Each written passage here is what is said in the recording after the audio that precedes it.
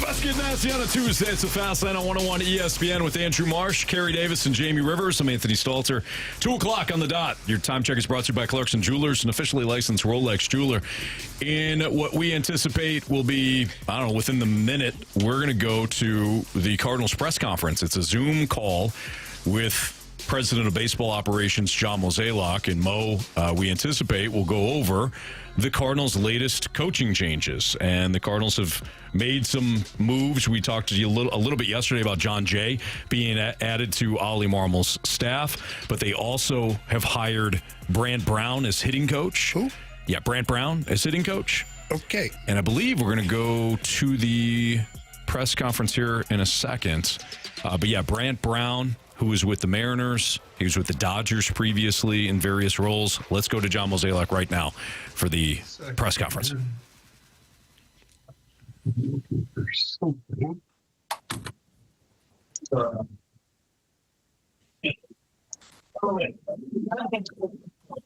I'm sorry, just 1 minute here.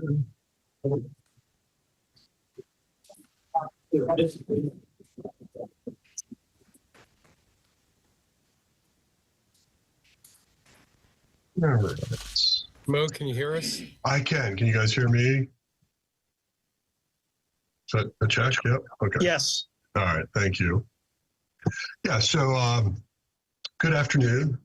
Obviously, it's always an exciting day when we get to a point where we can announce our major league staff. So I thank all of you for your patience in that. Obviously, some of the decisions we made by adding a new hitting coach was something that we felt after the season we had was something we had to do. Candidate pool there was pretty large breadth. Talked to a lot of different people, but ended up settling on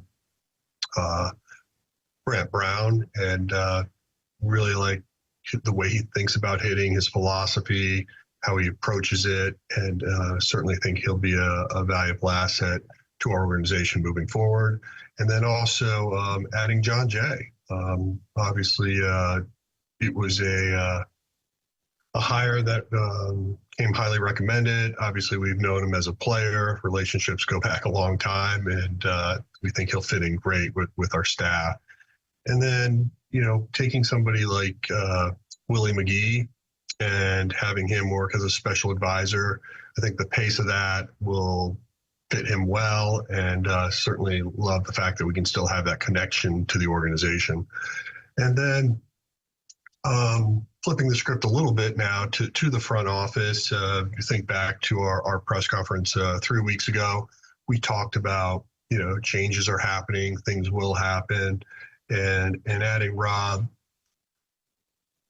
Serfolio is one of those first moves. Bringing in somebody that has experience from Cleveland, which I think is exciting to be able to tap into, but I also think he's really well-rounded.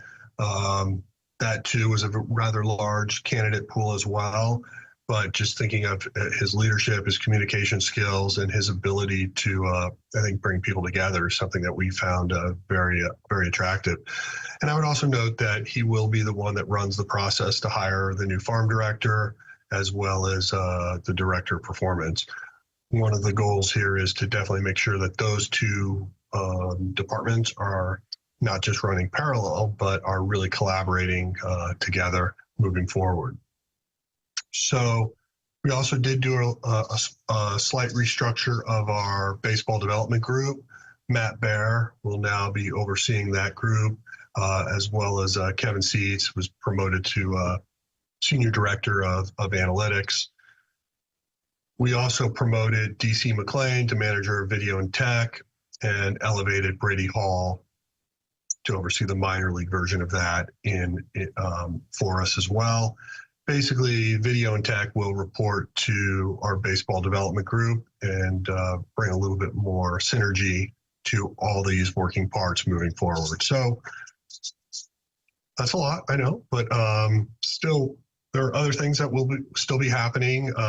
This will be a very busy off season as we begin this restructure, and but clearly we feel like we got off to a good start. So do you want me to be the one that calls on people to know? I'll take care of it. You will? Okay, excellent. All right, thank you, Mo. We'll start out with Lynn Worthy, St. Louis Post-Dispatch.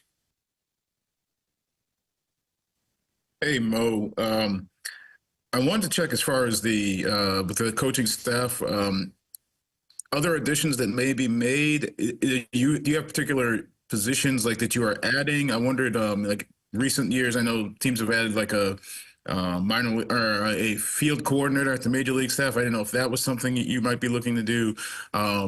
And is John Jay's title as coach, is there a particular responsibility that goes along with that? I know he'd been an outfield coach, first base coach in the past.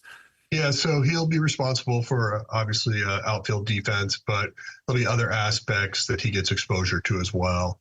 One of the things that he found attractive to this job was not being stuck in a single lane.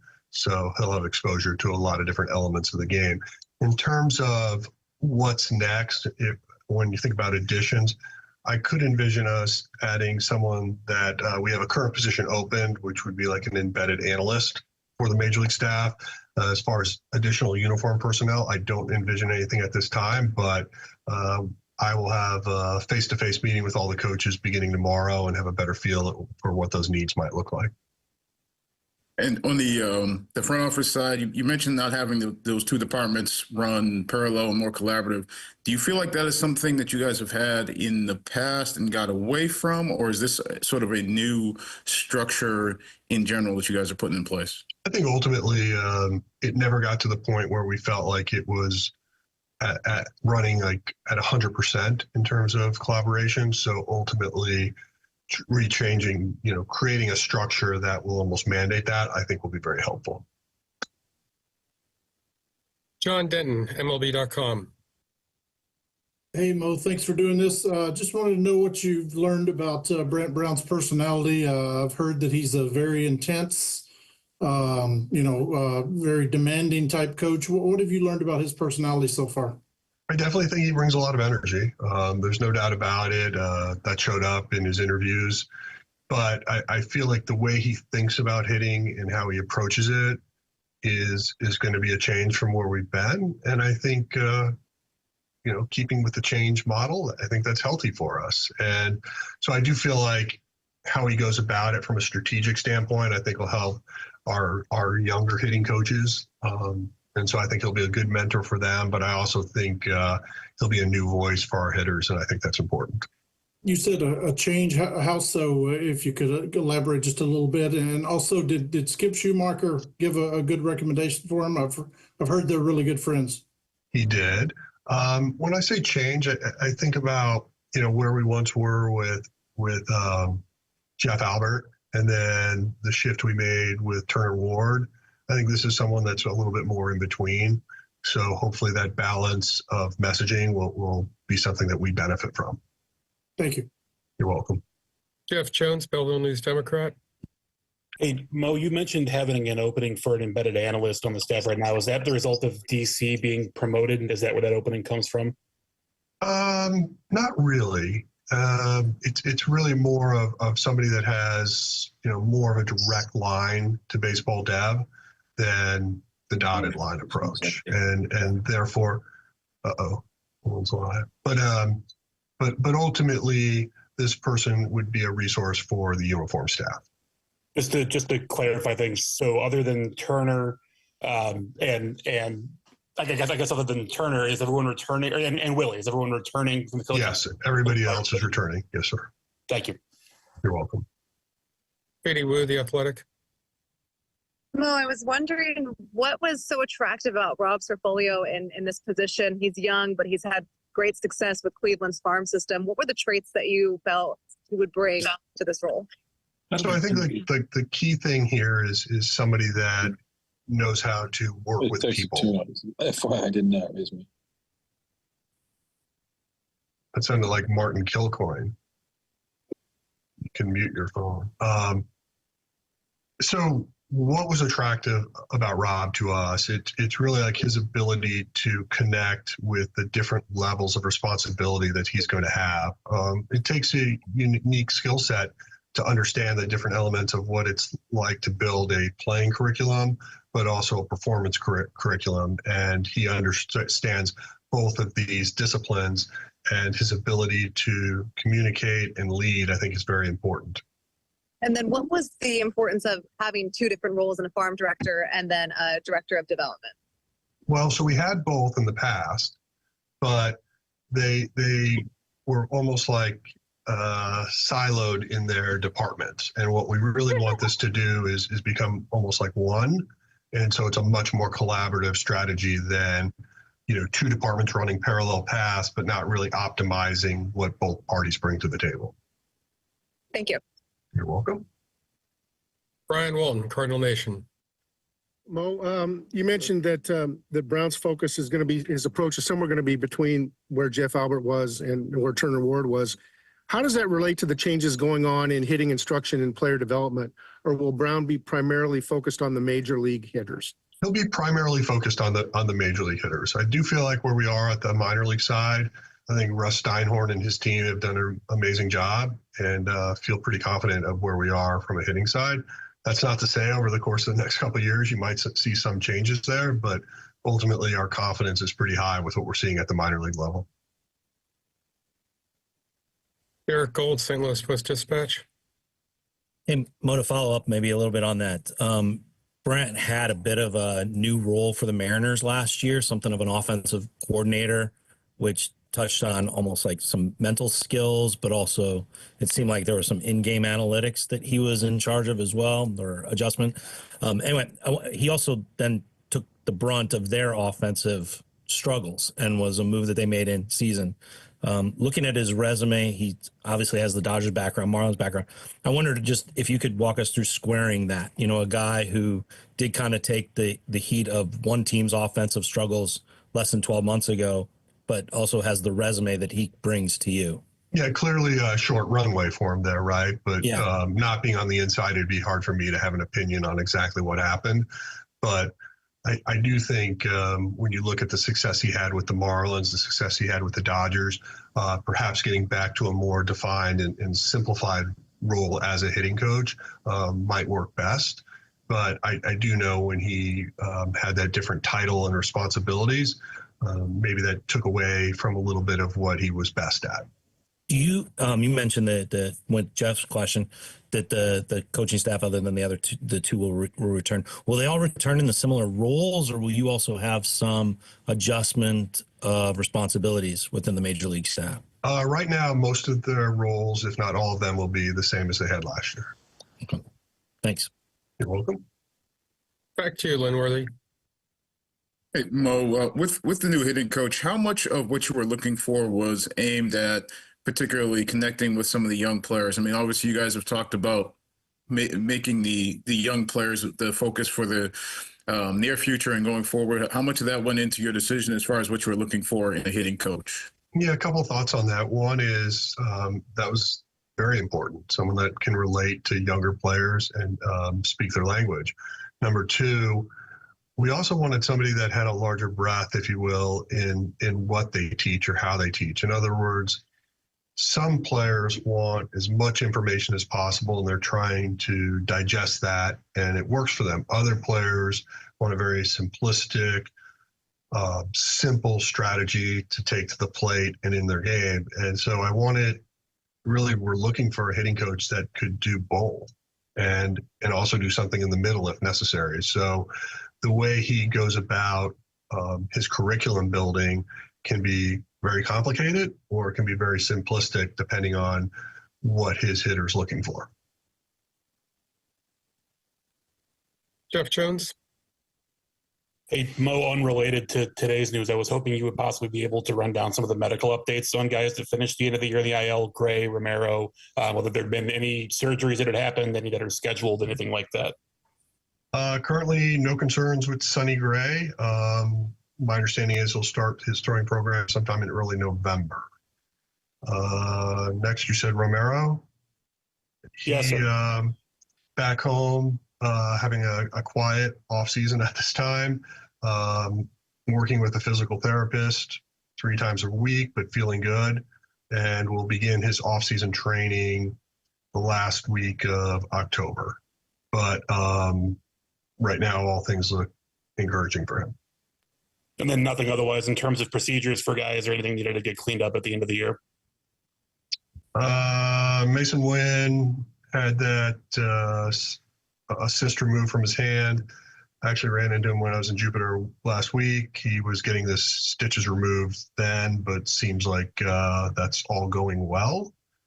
But nothing else that I am aware of at this time. Thank you. You're welcome. Daniel Guerrero, St. Louis Post-Dispatch. Mo, just when it comes to on the coaching side at the minor league levels, were there any changes on that side or any changes expected? Yes and yes. Working through all of that right now. We do want to allow the new farm director to have, the fingerprints on that as well. So I would imagine by the time we get out of the GM meetings or maybe that second week of November, we'll have a better feel for what our actual staffing looks like. Thank you. You're welcome. Brian Walton. Mo, you mentioned previously about getting younger, and I think that was assumed to be a comment about the team, the major league roster, but also, certainly you look at the hiring of Rob Cifolio, a very young man, relatively speaking. Is that something that we're going to see in some more of these other positions that may get hired, where you're taking someone and giving them an opportunity for a promotion, maybe who had a lower level of responsibility prior? Well, someone in his background, obviously he was a farm director. So now he's getting an opportunity to be an AGM and have 2 department heads report to him. So in terms of like the scope of what some of these individuals will look like, it really just depends on their qualifications. But you guys know this is my final year. So what happens in terms of what the front office ends up looking like in the next 12 to 24 months, I imagine there's going to be some changes. But I wouldn't necessarily say it's just because of having a younger slant to it. Frank Cusimano, KSTK. Mo, can you explain the whole dynamic with Willie McGee and why the transition to the front office? Really, it's just to allow him more control of his own time. Willie is a special person. Obviously, his connection to the Cardinals is something that's legendary and something we all respect. And I think that the travel, the demands of the day-to-day job, it's tough. And this will give him a lot more flexibility moving forward. Thank you. Back to you, Derek. Mo, a couple quick things. Can you detail any of the things that Willie will be doing that you have in mind? Spring training, major league, moving around the minors? He's going to have a lot of flexibility in what he does or doesn't do. But ultimately, I would imagine he's going to ping a few of our minor league cities from time to time and work with some of our prospects. And I imagine that the staffing has dominated a lot of your time with those interviews. Have you had any conversation with some of the players following the press conference where you guys did discuss kind of a reset and sort of, I believe that was the word, and a direction that maybe some of them came to the Cardinals not expecting? My overall answer here is that I have had some conversations with some of our players. Nothing newsworthy at this time. And, ultimately I still have a few more to make. And I plan to do that over the course of the next week or so. Okay, and then lastly, the way you kind of presented it to when Daniel's question is the farm director and performance role, those searches already kind of underway? Or are they kind of working in tandem? You could move down. Well, with Rob just getting on board yesterday, really we'll begin that in earnest starting now. And, between him, Haim, and myself, we'll try to create some short lists pretty quick. But ultimately, hopefully, by sometime next week, we're diving into that. Thanks. You're welcome. Brendan Schaefer, KMOV.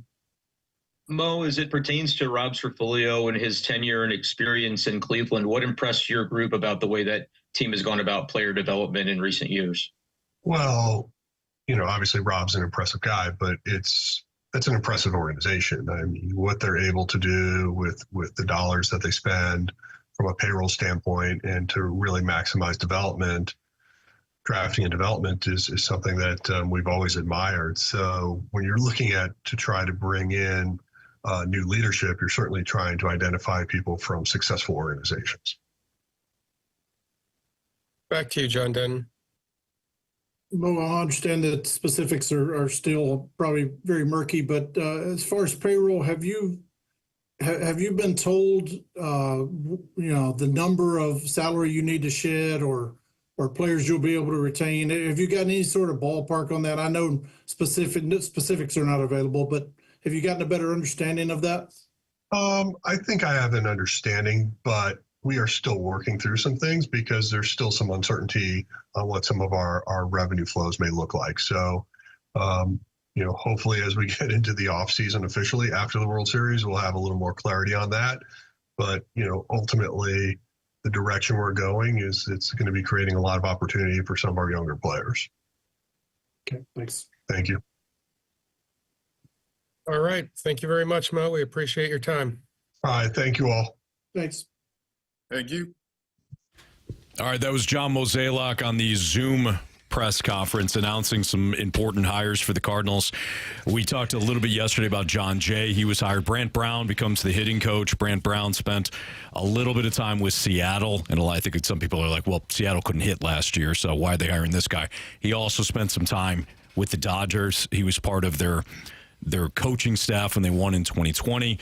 Obviously, the Dodgers have better hitters than Seattle, so he's going to look a little better when he's with L.A. than he is with Seattle. But nonetheless, Brown, 53, was the bench coach for the Mariners last season after serving as the hitting coach for the Marlins in 2023. Again, before that, he was with the Dodgers.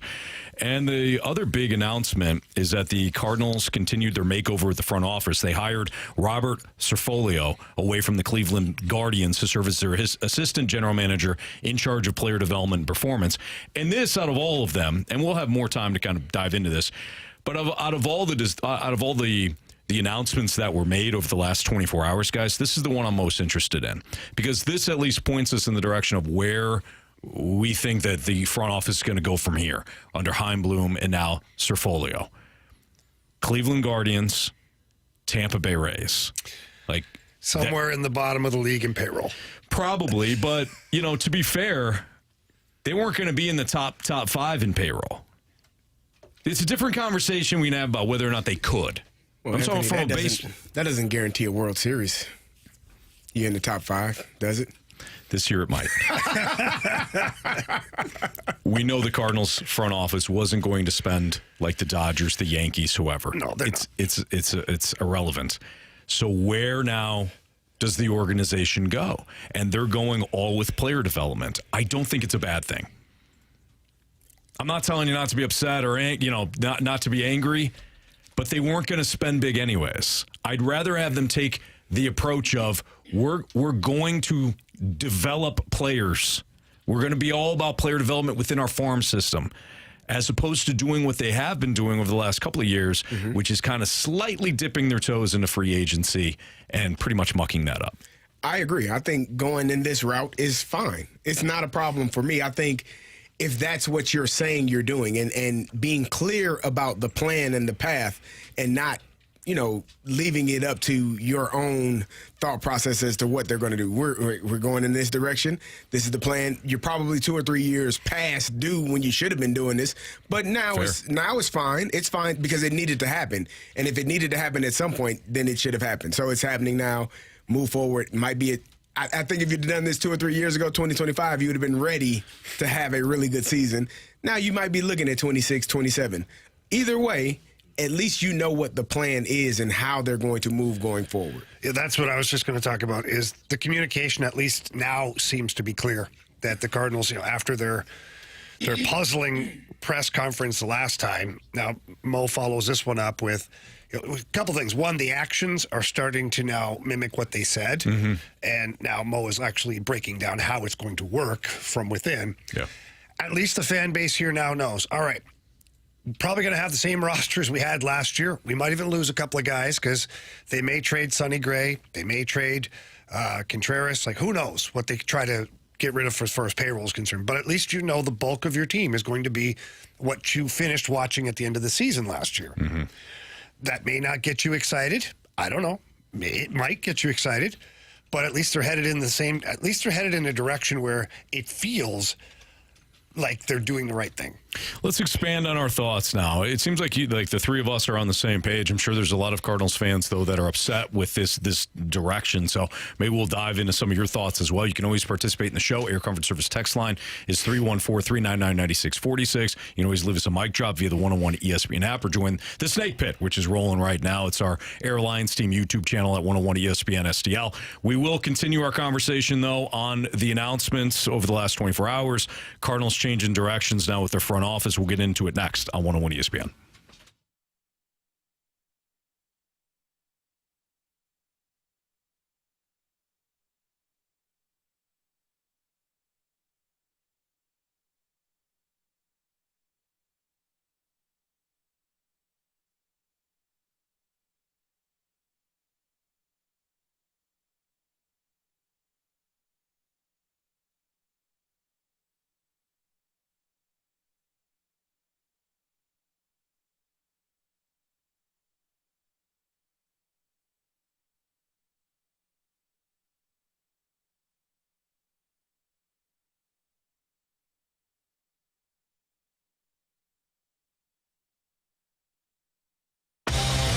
Are you looking for replacement windows? If so, head over to Window World. They are simply the best for less.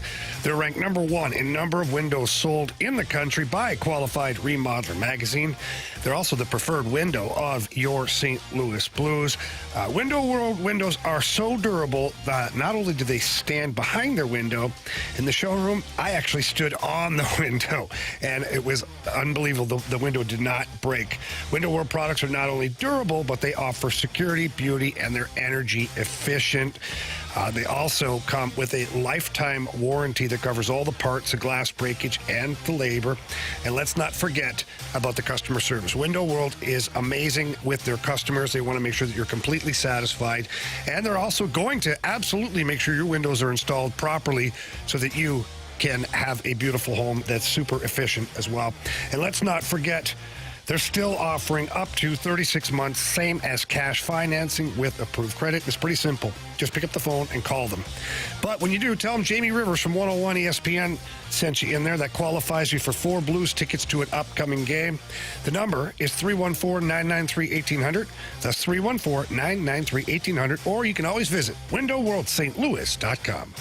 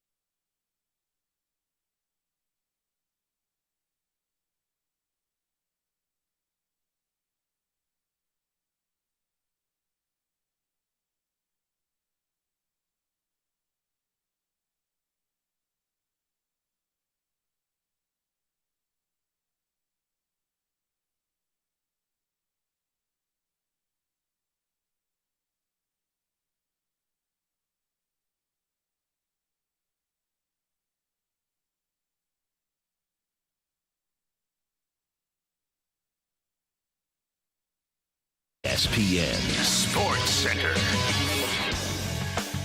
I'm Andrew Marsh. It's time for a Sports Center update driven by Johnny Londoff Chevrolet and Johnny Londoff Autoplex. You just heard John Mozeliak's press conference talking about the new Cardinal organizational hires, as the Cardinals have hired Robert Cerfolio as assistant GM, player development and performance, and Brant Brown is the new hitting coach. We're going to discuss that more coming up next, so stay tuned for that. Also tonight, the Blues take on the Winnipeg Jets. You can listen to that right here on 101 ESPN. Pregame starts at 6. Puck drop is at 7.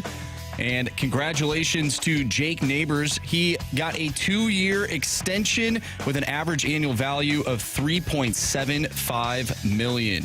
Tonight, Blues take on the Jets. You'll hear Joe Vitale on the call with Chris Kerber. We'll talk with Joe Vitale at 5:30. I'm Andrew Marsh, and the Sports Center update is driven by Johnny Londoff Chevrolet and Johnny Londoff Autoplex. See them at londoff.com. Chevy, together we drive. Are you kidding me?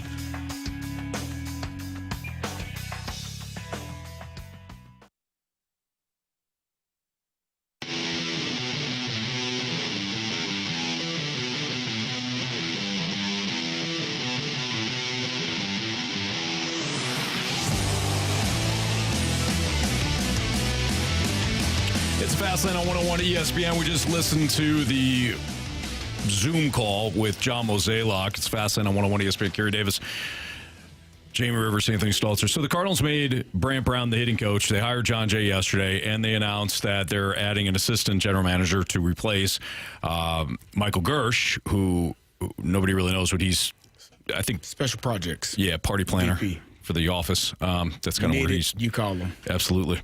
But Robert Cerfolio is going to be the new assistant general manager. And like I said in the previous segment, this is the one that is most intriguing to me, because your decision makers now moving forward will be Heimblum and Robert Cerfolio. And these two guys will be in charge of the identity and the direction of the roster moving forward, and really the organization, like the farm system as well. I understand that some Cardinals fans are going to be upset with the notion that the team isn't going to spend. And that leads us into the direction of, well, can they spend? Should they spend more? The bottom line, though, is all of that is irrelevant from a baseball standpoint when you factor in that the ownership is not going to spend. They're not. So what now are they going to do to put a successful baseball team on the field? And their answer is they're going to go all in on player development. I don't think that's a bad approach. Would I love to see player development and spending? Yeah, certainly. I think it has been done. The Dodgers are a perfect example of that. The Braves are another example of that. You can balance the two out. I don't think they're going to do that. So what's the next best thing? I don't think it's what they have been doing, which is dipping their toe into the water, getting like one free agent a year, and often missing on those players, and then missing on the trades, and then missing on the fact that their player development sucks, which is why you see guys succeed elsewhere.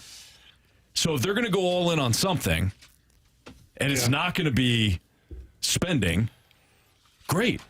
Then hire the guys from outside the organization, which is another important fact. Hire the guys outside the organization that have been a part of clubs that have had great player development, and that's Cleveland and Tampa. On the surface, I'm good with this. We'll see if they execute. Yeah, I guess my only reservation, and it's not just mine, I'm thinking about Cardinal fans too, is that when you say Cleveland and you say Tampa, you automatically think bottom feeders as far as like their payroll. Because the Tampa model is to draft, develop, and when they get good or it's time to be paid, they trade them. Right. Now, Cleveland, if you're looking at that model, you're going, okay, they got right down to the wire. It's a pretty impressive season for them. But it's mostly homegrown players. Mostly homegrown players. But I just feel like I just don't know if Cardinal Nation is going to be okay with a low payroll, never being in the mix for some of the top free agents, never being really hungry at the trade deadline, and just we're going to draft and develop. Mm-hmm. I just don't know how that's going to go over. I think it's going to go. I think it should go over fine. I think as long as there's transparency, like you can handle most things, right? As long as the person that is doing something, hey, this is what's happening. You know, I'll give me for an example. My running back coach, we were going to play the Patriots. I had been doing third down back all week long. Najee was dealing with some injuries or something and probably wasn't going to play. Najee Harris. Najee Davenport was not going to play. And so I was doing third down back the entire week. Saturday, before we get on the plane, running back coach calls me in and he says, hey, man, just letting you know, you're not going to do third down tomorrow. Just giving you a heads up. Wait, what? No, I'm telling you now because if I wait till Sunday, that first third down, you'll probably kill me on the sideline. I'm going to give you the transparency and let you deal with this on the plane so that you know you're not doing third downs. Najee is going to do it. Didn't like it. Didn't want to hear it. Was a little pissed off, but I was okay because he told me prior to and he gave me the parameters of what I was going to be dealing with and how I was going to be dealing with it. I think if you're the Cardinals and you give fans the parameters, you give them the example and the transparency of what they're going to be dealing with, they may not like it, but they can accept it and begin to accept it better than just saying, well, we'll see how it goes. I don't know what we're going to do. And we do the same thing. Like, I think now there is a plan in place. You have an expectation of what's going to go on and how it's going to look. Is it going to be great? Probably not. Is it going to be fun? Probably not. You're going to have moments where you have younger players that are excelling and probably doing better than maybe you thought, and you get to watch those players grow. And so hopefully, instead of saying it's going to be like the Guardians or Tampa Bay, maybe it's going to be like Atlanta, where you get these younger players, you develop them, you draft them, you develop them, and then you sign them early so that they're under contract and they don't become free agents and walk away because you can't pay them 10 years, $350 million. Like, maybe that's the motto and that's the focus and that's the goal. And I would say for once in I don't know how many years, I do think that there is a plan in place, and that plan has been explained to the best of their abilities to the fan base. Are you going to like it? No, you might not like everything. But in leadership, everybody in this room knows when you're in leadership, you're not going to please everybody, and you never will. So do what's the best plan for you and your organization at that time and move forward. I think the key there, though, is that you got to sign these guys. And if you're doing what the Rays and Guardians do, they don't do that. This brand, the Cardinals brand has been built off of icons. How are you supposed to have that if you can't keep a guy? Are you going to make Mason win the next Francisco Lindor, where he has X amount of time in the organization, and then once he gets good enough, then he's going somewhere else? Like, is that what this organization is going to become? You have to spend money. Yeah. If these players become what you hope they are, at some point you're going to have to spend money to keep them. Well, I think the idea would be to take the Tampa-Cleveland model up until that point. Yes. Develop those guys, and then you have, if you're not spending in free agency, you then have the budget and the resources to then invest in your own guys, like a Mason Wynn. So we're just speculating, right? Because we have no idea. Right. It's not like the Cardinals came out today and said, this is exactly what here's a 3 to 5 year plan. We're all speculating. I'm putting the pieces together just like everybody else is. You hired a guy from Cleveland and you hired the guy from Tampa. I know he had this stint in Boston, but let's just go. What are Chaim Bloom's roots? They're in Tampa. What is this guy's roots? Cleveland.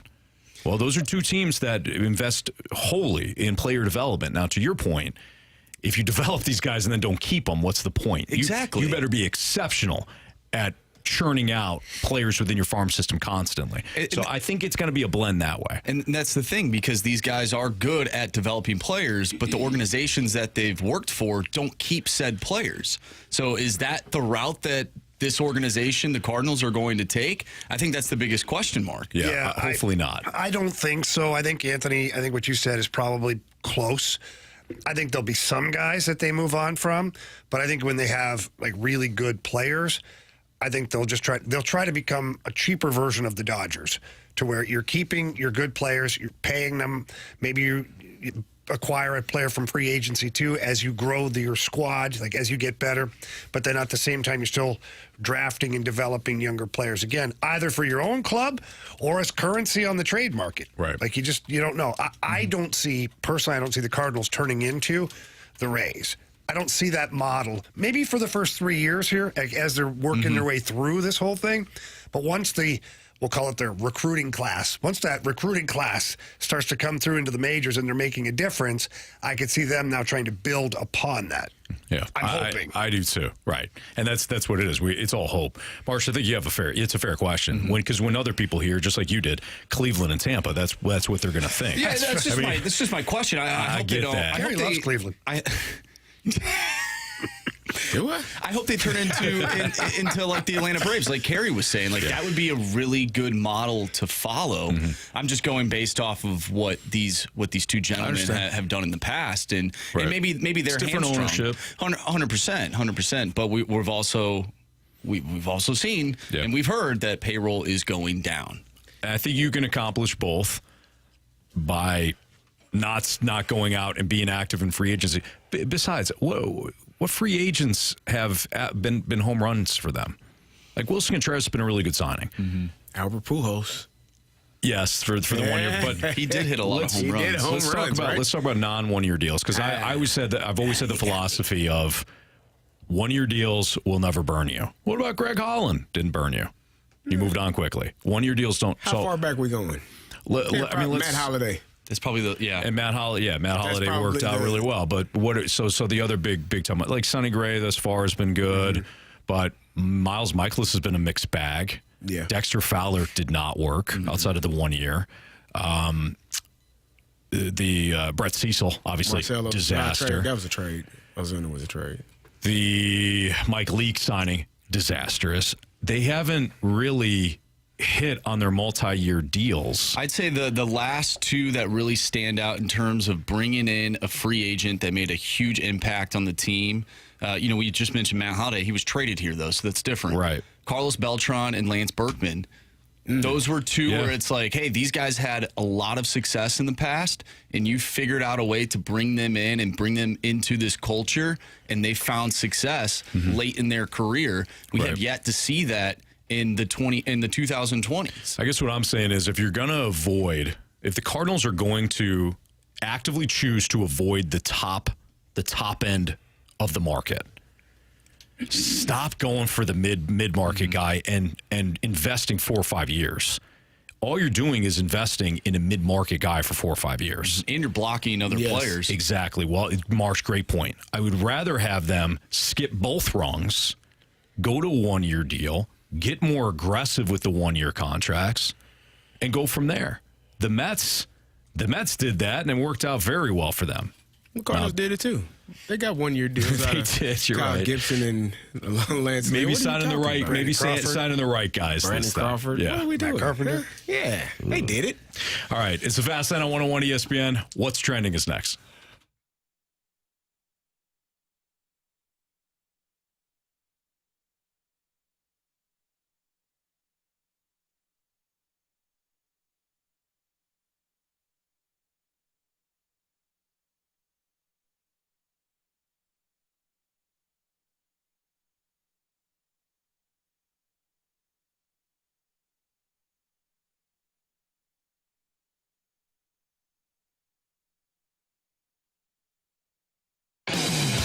Elevate your performance with Pure Performance. They are your one-stop shop for all aftermarket modifications, and their work is incredible. Look, your car is a huge investment, usually second only behind your home. You need to make sure that anyone that works on your vehicle treats it with the same respect and care that you do. You can trust my friends over at Pure Performance to do just that. Please stop by their showroom. By the way, it's 25,000 square feet. It's the largest showroom in the area. It's located in St. Peter's, right off of Highway 70. When you walk in, please ask for Shelby or Caleb. Tell them Jamie Rivers sent you in. And then let them know what you're looking to do, whether it's a Jeep, a truck, a pickup truck, a car, a sports car, whatever it is, they've got you covered. They have accessories for everything out there. And after nearly 40 years of outfitting the best dressed vehicles in St. Louis and St. Charles, you can trust your prized investment with the people over at Pure Performance. Please stop by the showroom. You will absolutely love it. But if not, at least stop by the website. It's pureperformance.com. Again, that's pure, P-U-R, performance.com.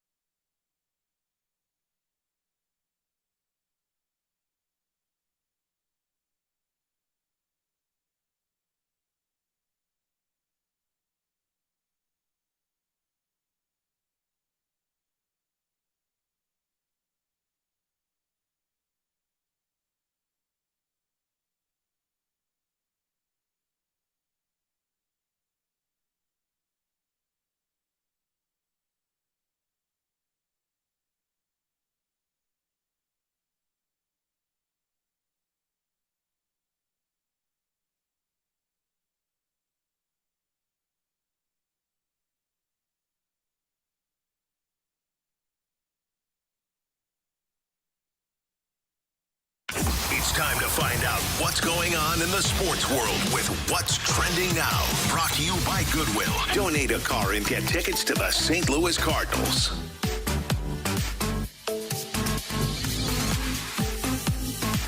Welcome back to the Fast Lane here on 101 ESPN with Anthony Stalter, Jamie Rivers, and Carey Davis. I'm Andrew Marsh, and it's time for What's Trending. Gentlemen, Thursday Night Football, we have the Minnesota Vikings and the Los Angeles Rams, and it looks like, according to Diana Rossini, the Rams are definitely open to the idea of trading Cooper Kupp.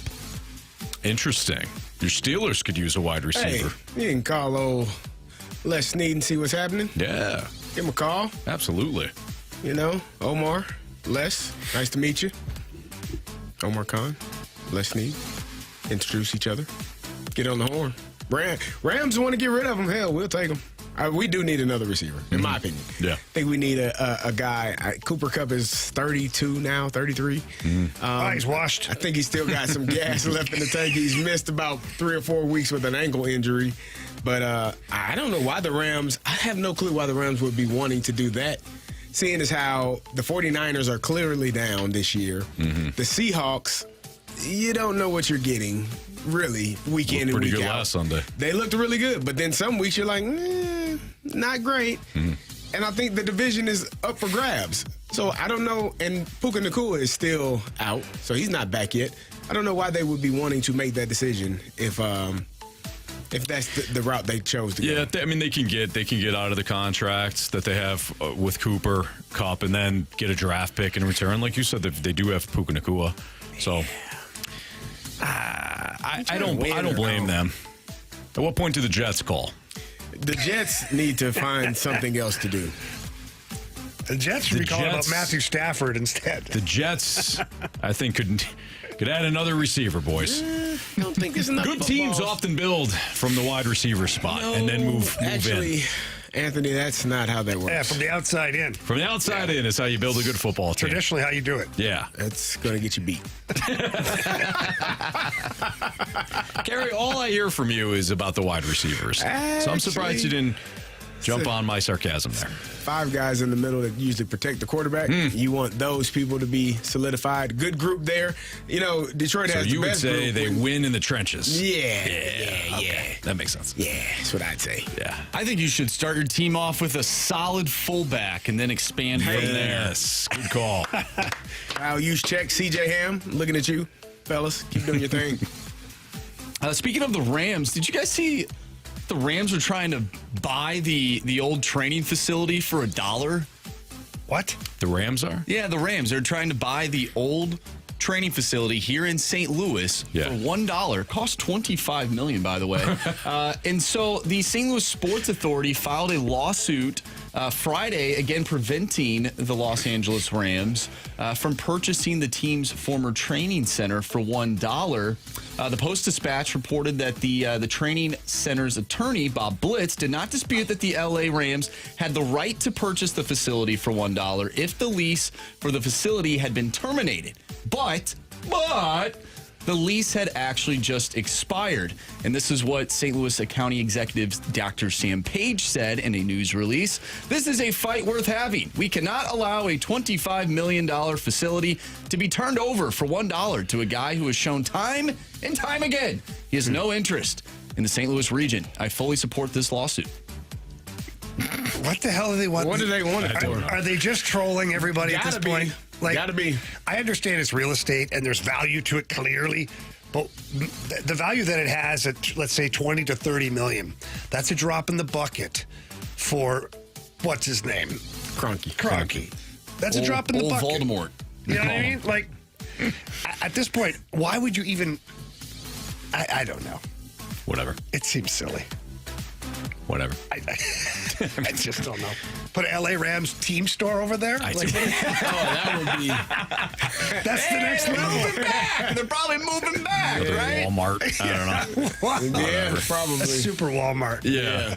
Come check out the Super Walmart down in Earth City. Oh, my goodness. That's crazy. Yeah, that's What is that now? Because they leveled that building, didn't they? I don't think that building's still is it? It's still there. I don't know if there'd be a lawsuit if the building was gone. Well, but I mean, the land is still there. So Yeah, they have camps there. They have football camps there. oh, nice. Okay. Yeah, they still use the fields. The last I checked, I haven't coached in a year, so what do I know? You coached on Saturday. Wow, I'm talking about high school. Did I, Anthony? Well, listen, Carey, You were there. coaching's hard. It's very hard. It's very difficult. You put a lot of time in, man. And you know what? You molded some middle schoolers in football. Yeah. Those kids are those players are better now because you coached them. I hope so. Thank you. Those are kind words. Absolutely. Much needed. Speaking of money, congratulations to Jake Neighbours. 2-year extension. Drinks on Jake. Yes. I said that to him today. Average annual value of $3.75 million. Hopefully, you can put one in the back of the net tonight. This is a great job by Army because the rumor mill had started to swirl that the Oilers next offseason might be inclined to offer sheet Jake Neighbours. Now, Jake is from the area up there. I think he's from Edmonton. He grew up a Flames fan living in Edmonton. A weird combo, for sure. But we talked yesterday, I think, or maybe the day before, about Army leaving a buffer for the salary cap. Now he doesn't have to worry about Jake Neighbours for a couple of years. He's got this year and 2 more years. Now the next focus will be Joel Hofer. They'll want to try and get him extended at some point too, because Army wants to eliminate anybody coming into his yard and taking his toys, you know? It's fair. But congrats to Jake Neighbours. It's a good deal. Is it market value for him? I guess. Like, he's got one really good year under his belt at 27 goals. That certainly warrants the pay increase. And he brings more than that to the table. Well, let's talk about it. Let's get into it. So does the Jake Neighbours extension, does it come at a perfect time? Or is it a situation where maybe you needed to prove a little bit more? What are expectations for him? And then from a front office / salary cap standpoint, what does it mean? Jamie will tell us next on 101 ESPN.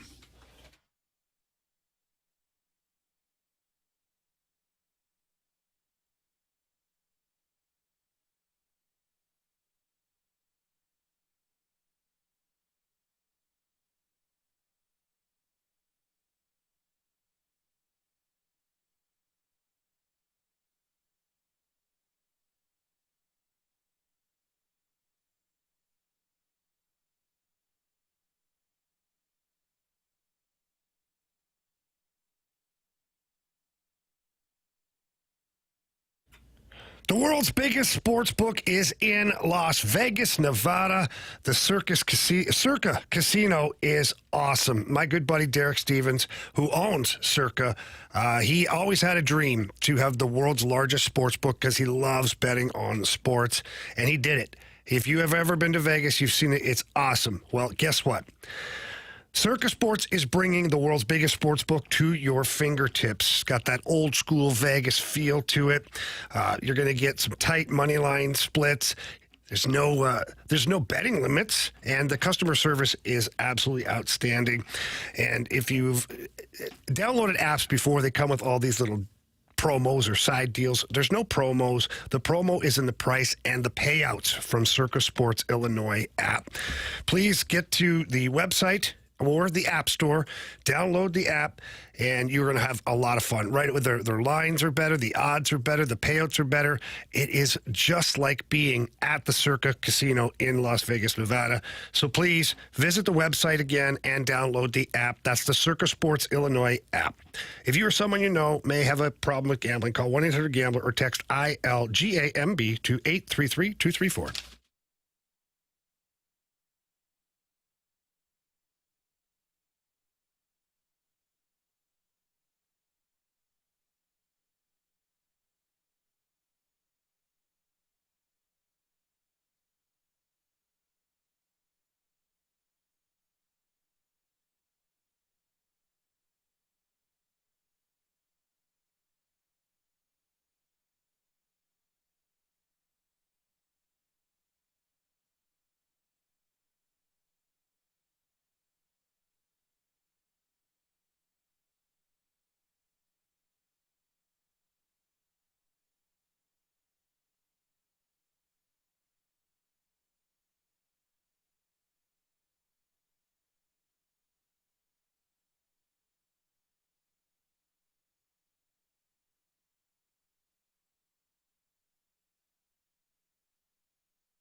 Gentlemen, are you currently using ED meds? Well, you're probably paying too much for those ED meds.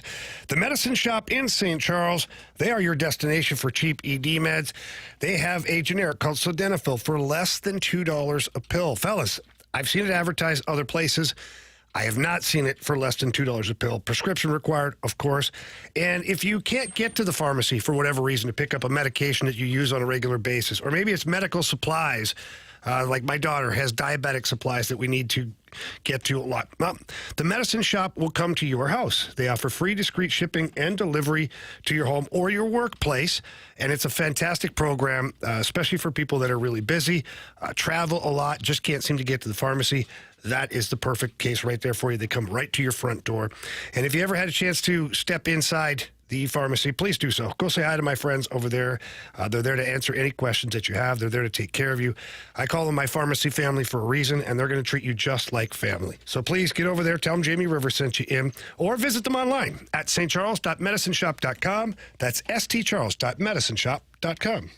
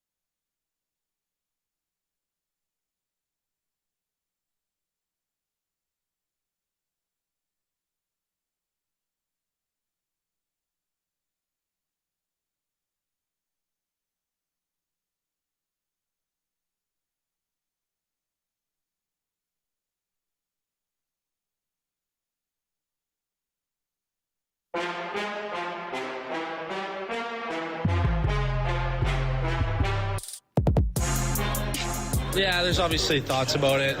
You got to weigh all your options. And, for me, at the end of the day, I think it's just a smart move to kind of put that stress behind me and, get that deal done and be here for 2 more years. And, really happy with the contract. And, I think there's only like 2 guys, Vladdy and Petro, have ever done it. So I'm not those guys. So I was really happy when he reached out with an opportunity to extend, and it was a no-brainer for me. That was Jake Neighbours for morning practice. 3:04, your time check is brought to you by Clarkson Jewelers, an officially licensed Rolex jeweler. Carey Davis, Jamie Rivers, Andrew Marsh, and Anthony Stalter. Jake Neighbours, 2-year extensions worth $7 million.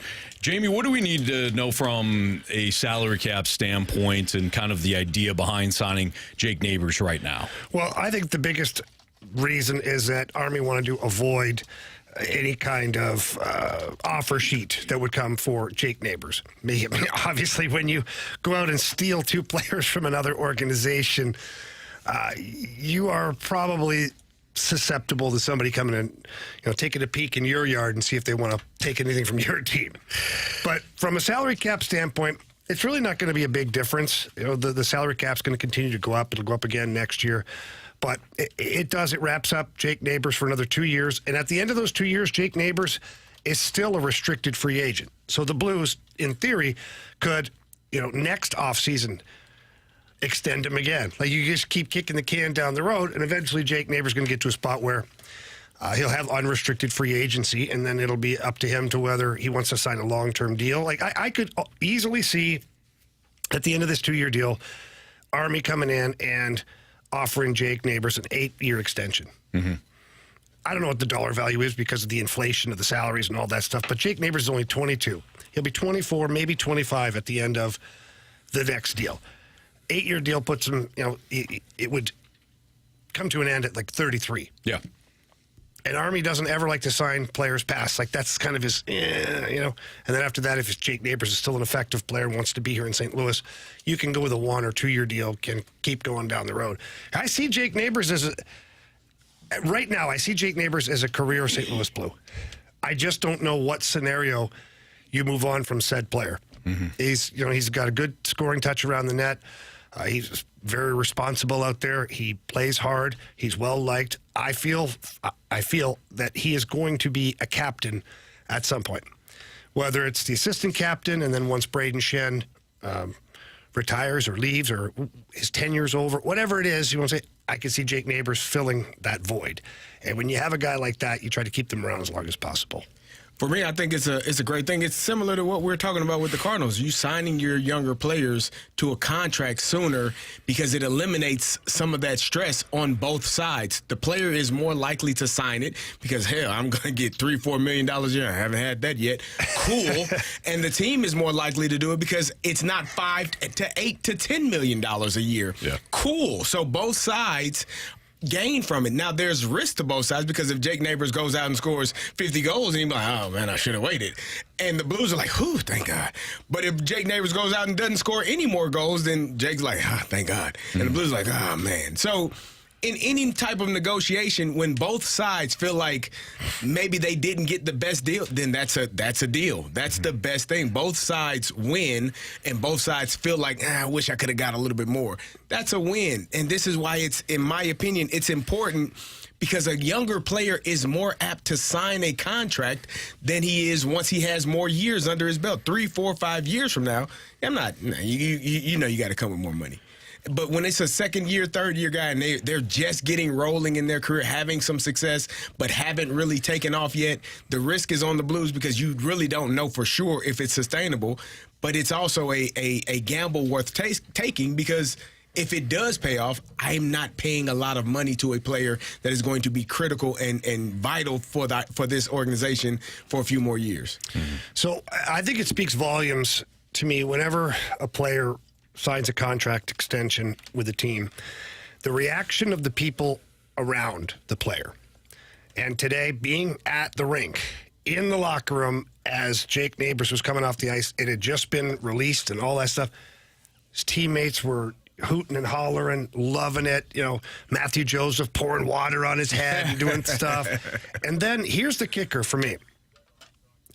In walks the head coach and walks right through the crowd and shakes hands with Jake Neighbours, and they kind of dap it up a little bit. Like, he gives him a little hug, like, at the same time, and congratulations, and so happy for you. Like, that says a lot. When the head coach walks in, now, I haven't seen Drew Bannister operate for very long as far as, like, his interactions with the players when they sign contracts and things. But I don't see too many head coaches that go out of their way to do that. And for me, it speaks volumes, that what he means to this hockey club. So I think it's a great move by Army. I think it's a great move for a couple reasons, too, because you look at Jake Neighbours' current salary, and he's making under $1 million. He's making $835,000. Now his bump next year goes to 3.7 and 3.7 again. It's a perfect time to throw an extension at a kid who's going to go, oh, my gosh, I'm going to make that much money? It might be under market value by the time he gets to it. Well, exactly. That's what I was about to say. He scores 30 goals this year. Now he's like, well, I need $5 million for the next 2 years. Like, you just saved yourself $1.3 million a year just by doing it sooner. And it's business. Like, you're going to run into situations, and you don't know. Nobody knows. We all hope that Jake Neighbours, I know he was at 27 goals last year and missed, I think, the final 5 or 6 games. You expected him to get over 30. You expect him to get there this year. And if he does, then the Blues made a great decision. But it's just getting the job done, getting it done. Now both sides can relax. Jake said it's a no-brainer. Yeah, it's a no-brainer. 3.7 in comparison to 800? Yeah, sign me up. Sign me up. When do I need to sign? How soon can I sign? Yes, of course. So, it makes good business. It's good business. It makes good sense. Well, and Jake Neighbours, too, he loves it here. Now, he doesn't have any other NHL experience to pull from, but he loves being here in St. Louis. I know that he loves being part of the team. Like, there's a lot of really good things happening around Jake Neighbours, and that's why I say he is a future captain, assistant captain at one point, and then maybe even wearing the C. He's that kind of personality, that kind of player. Well, like you said, though, I love that his teammates reacted that way. I mean, you can tell really quickly what a guy means in the locker room, one way or another. I mean, how many people went to his birthday party? When you don't have anybody showing up to your birthday party, you're not worth the #1 overall pick. I think that's a good way to really, differentiate, when it comes to players. All right, it's Fastlane on 101 ESPN. Let's get into some Cardinals mic drops. We asked for them. If you had any sort of reaction to the news about the coaching or the front office changes, leave us a mic drop. Well, Randy did, so did Nick, so we'll hear from both of them next on 101 ESPN.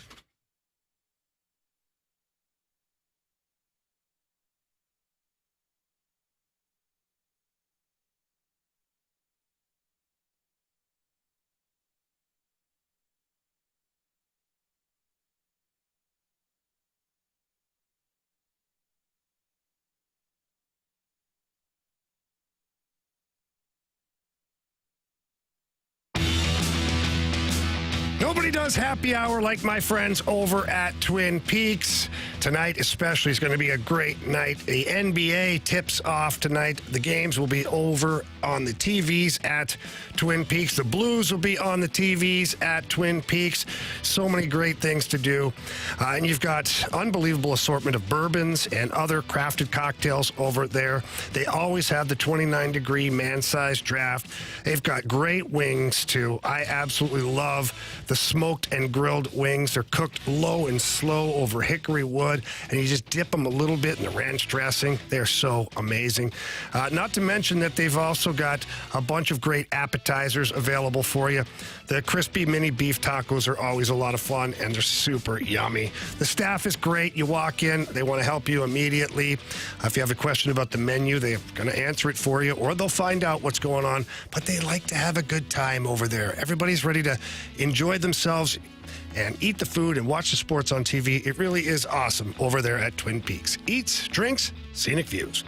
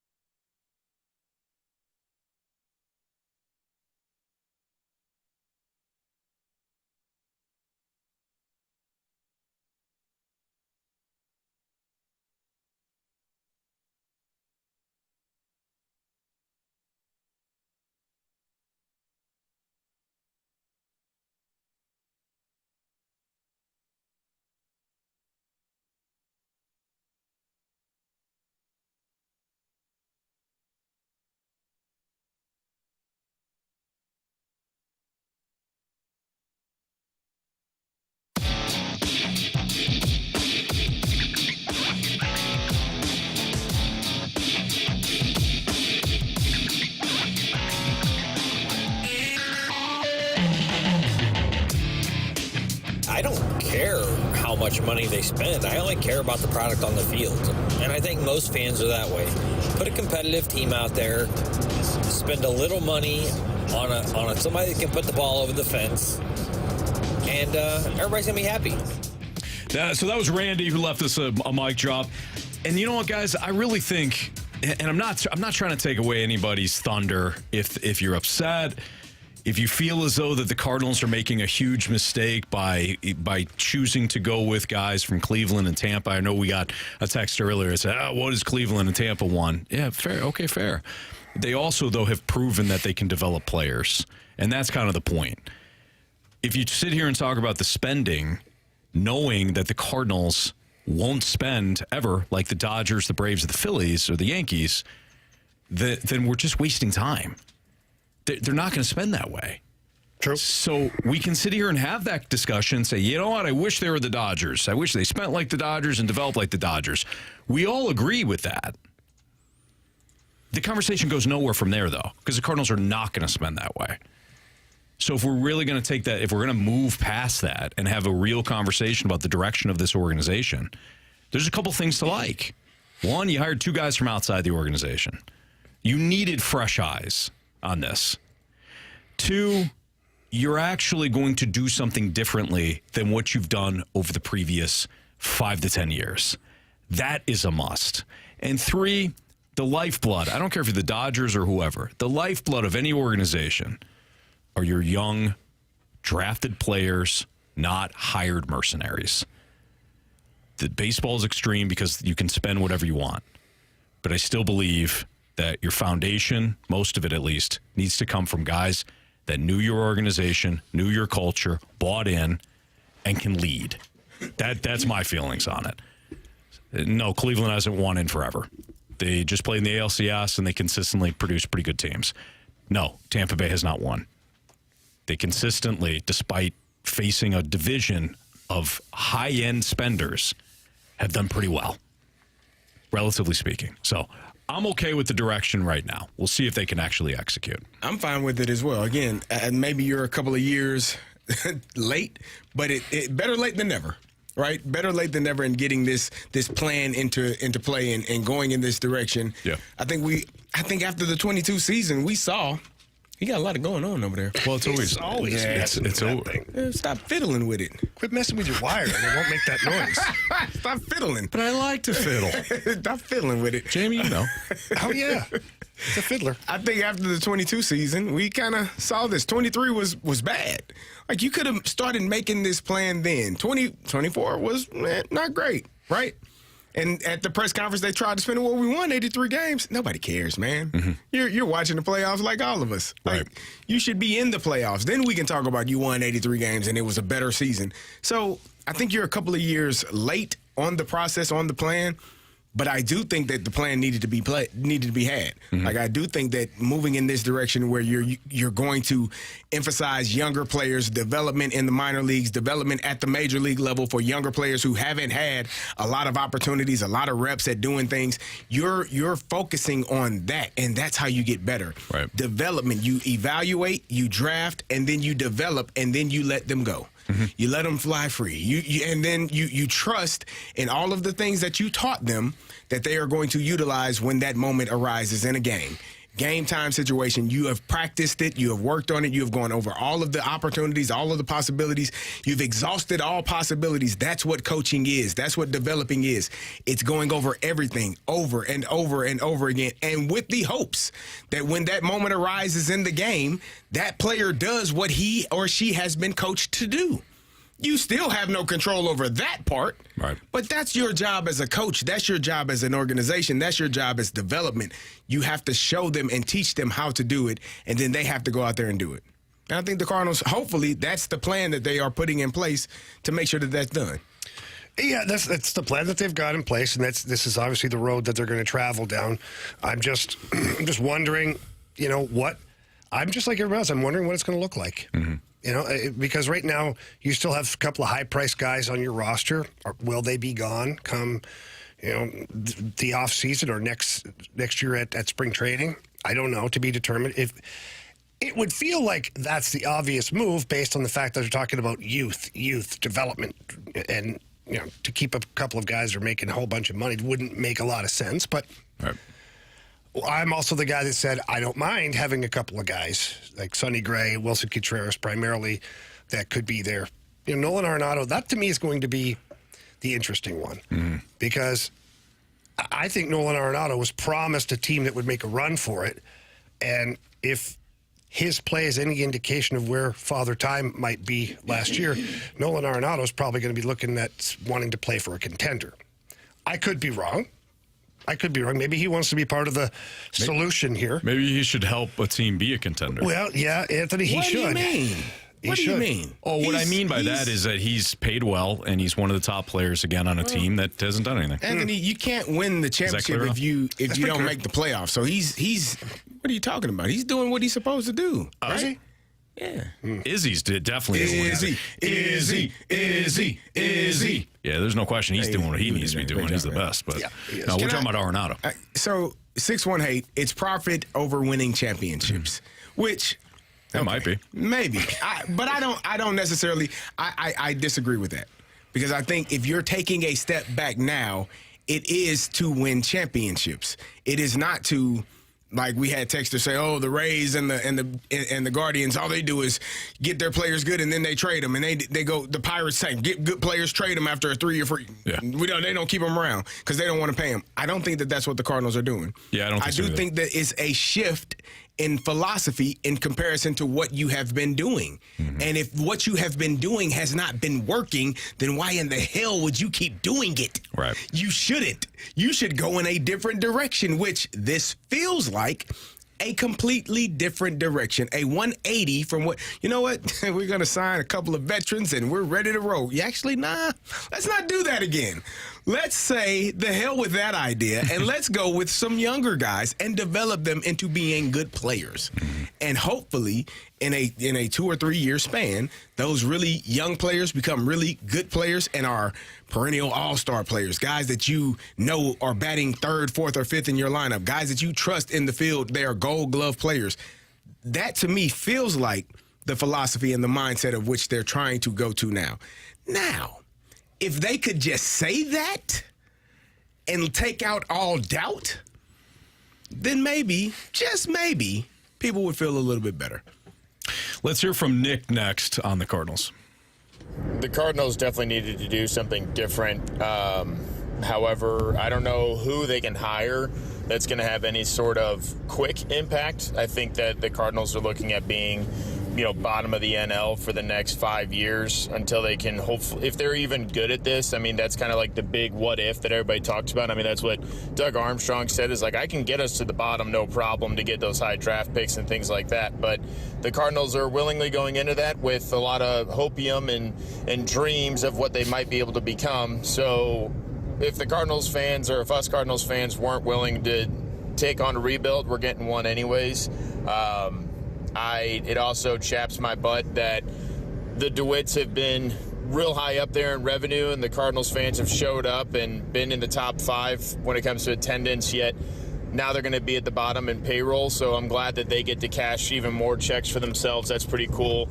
I wish that I could buy a business, run it into the ground, and still make more money and then blame the customers for it because that's their business model. But yeah, so I guess we just have to accept 5 years or more of sucking. And, I just hope we don't turn into the Pittsburgh Pirates where we'll never win a championship for as long as I live. So, wow.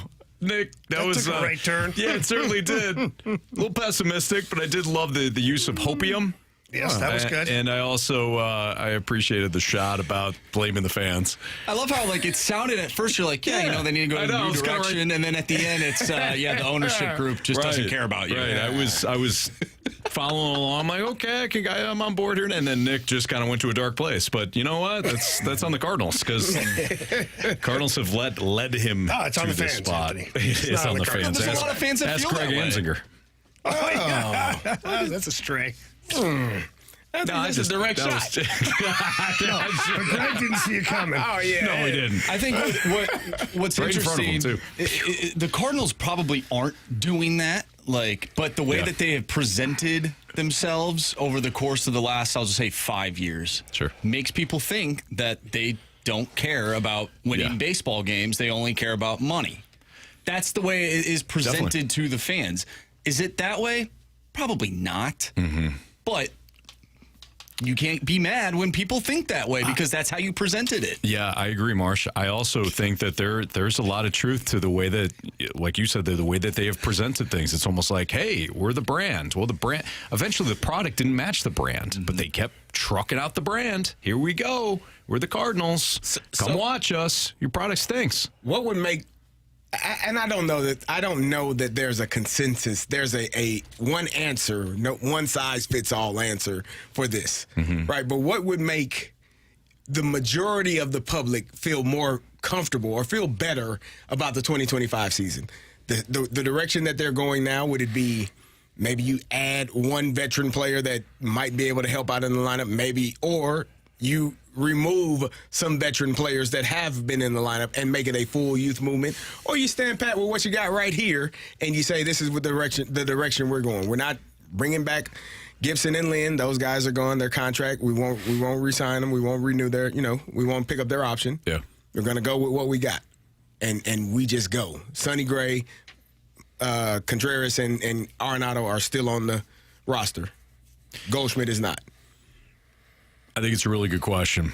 I don't know if anything will make him feel good about 2025.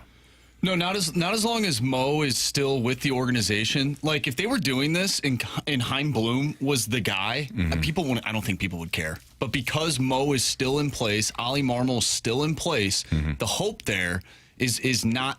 It's gone. The hopium is gone. The hopium. There's no hopium left for the fans. Well, if you don't have hopium, you got nothing. That's correct. It's Fast Line on 101 ESPN. Sorry for the bleak ending there. All right, we've got the Pick'em Challenge, which, newsflash, the magic number is 2. Oh, is that where we are? Magic number's 2. That's got to sting. Right? Isn't this, aren't we heading into week 8? We are. Yeah. We are. Are we heading into week 8? Yeah. Week 8 is We're heading into week 8. Yeah. So we win this week. Yep. And next week. It's over. Yeah, then what we do is go for the perfect season. Like, I want the victory first for us. Then I want us to celebrate a perfect season. Can we pop champagne like the Miami Dolphins, the 72? You had me at champagne. You had me at alcohol. Okay. Yeah, I say we get to the magic number, and then just like baseball playoffs, every week after that we win, we pop champagne. Oh, yes. But hey, Jamie's got a great idea. Let's not get ahead of ourselves. We got to take it week by week. That's right. We don't want to look too far ahead. No. Yeah, dial it in, guys. Seriously. Stay focused. Deal. So, go ahead. Nah, somebody's got to get shot, right? Yes. I mean, we're celebrating here, but let's be clear about what happens after that. We're taking shots? No, not those shots. Not all of us. Just one of us. No, Jamie. Jamie, unfortunately, is put on, though. And this is a good idea. He's got his dress pants on. He got his work pants. Yeah, You can't shoot the dress pants because there could be a hole in it. But Jamie. Oh, really? Jamie will have Touch 2 Carey. shots. See how thin it is? Yeah. Well, Carey did, too. He had no issue with that. Holy smokes. Strong grip on that guy. All right. We'll dive into our picks, our Pick'em recap next on 101 ESPN.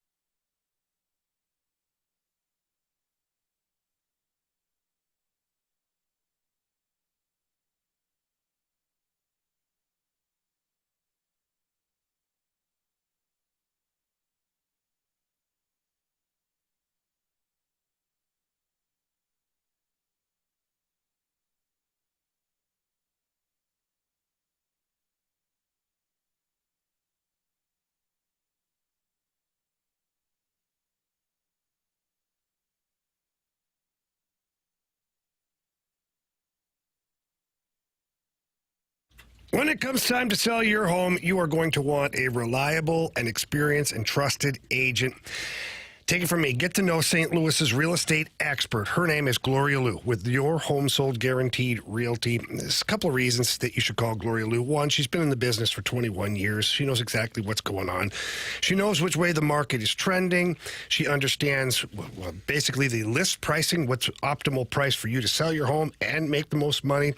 And Gloria Liu also has thousands of ready buyers in her database. And what that does, it helps create more traffic to your listing, more eyeballs, maybe multiple offers, more money in your pocket. And that's what Gloria Liu is trying to do. So again, if you're looking to sell your home or you're just unsure about what the process is all about, call Gloria Liu. Talk to her. Ask questions. She's going to help you. And one thing's for sure, she's going to get you to the closing table.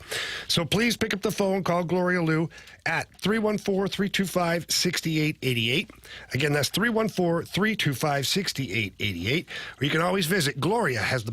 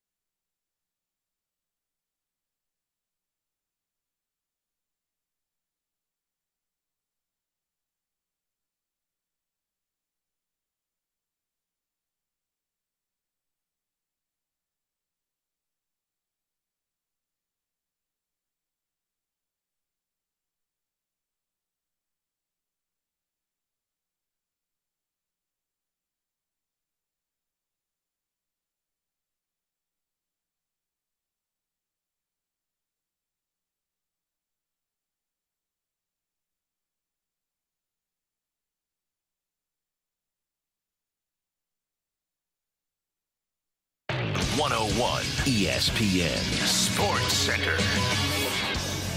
I'm Andrew Marsh. It's time for a Sports Center update brought to you by Saliga Heating and Cooling. We just got done talking about the Cardinals. The Cardinals did hire Robert Serfolio as assistant GM, player development and performance, and Brant Brown is now the new hitting coach. We had John Mozeliak's presser regarding these new hires. If you missed that, make sure you go to 101ESPN.com or check out the free 101 mobile app. Just head to our podcast page. You can find the full presser there, and you can find the full show as well. It's all brought to you by Dobbs Tire and Auto Centers.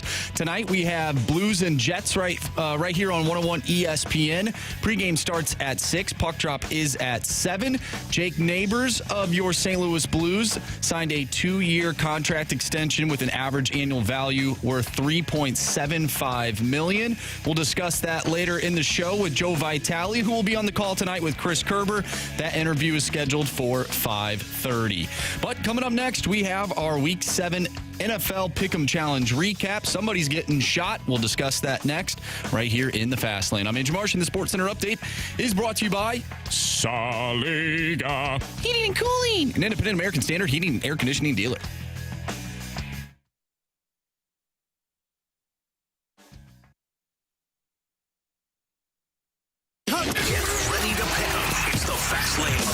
Pick'em Challenge on 101 ESPN. Refreshed by Bud Light. Well, you sure know how to pick 'em.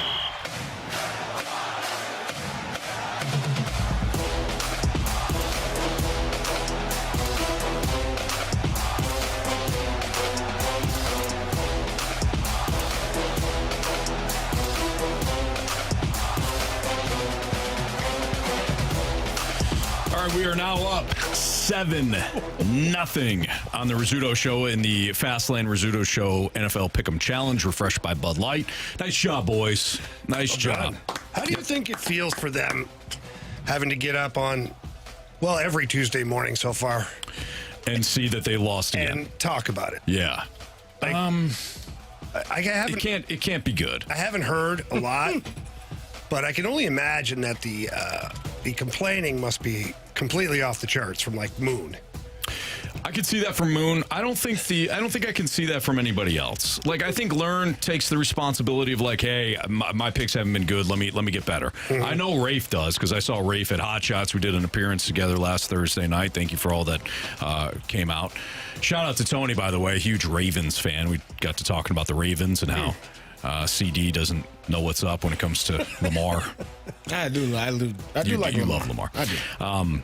But I know Rafe takes it like his own personal responsibility that he's got to get better, and I think Riz does too. I think Moon blames us. That's just, I don't know. Maybe I'm wrong on that, but I don't think I am. Carey got 12. Marsh got 12. I got 12. Brandon Kiley 10. Jamie 10. Really good week. Double digits for everybody again. Good job, fellas. Nice job. Way to go. Playing your tails off, huh? Any regrets? I got one. What's that? Sunday night.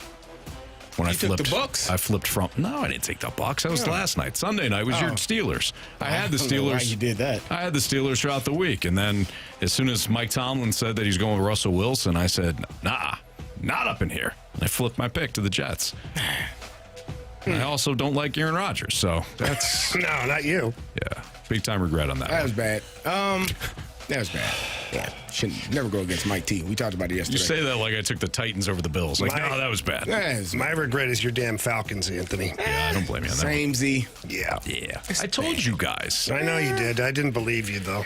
They were at home, Anthony. So what? They've lost many a game at that place. They shouldn't have lost that one. They got pounded. Yeah, start to finish. In every facet of the game. Not great. Defensive touchdown. Not good at all. A couple of interceptions by old Kirky. Yeah. One not his fault. But, got to play better, Anthony, especially at home. Kirk wasn't the problem. He also wasn't the solution. There you go. Such as Kirk Cousins' career. Jamie, you know what? Your takes on Kirk are like Kirk Fantastic. Cousins' career. Yeah, up and down. Hot and cold. Hot and cold, baby. Yeah. He threw for 400 yards a couple of weeks 500. ago. 500, excuse me. 500 yards. 5 football fields. You were all in. Yeah. And now I'm all out. Let's get Penix warmed up. Oh, goodness gracious. Did you see Penix was 1 for 1? For 14 yards, wasn't it? Damn right, 14 yards. That's the first down. Then they had that kid to hand the ball off every time. I mean, what are we doing? You ready to move on? Yeah, of course I am. Come on. It's ready to move on after week 1. Marsh, what was your regret? Definitely the Thursday night game, the Saints and that's a good one. The Broncos, yeah. The Saints were missing half their team. I picked the Saints. You picked the Saints. That's fine. Everything was fine. I was. And Billy listened to us. Then I read the injury report.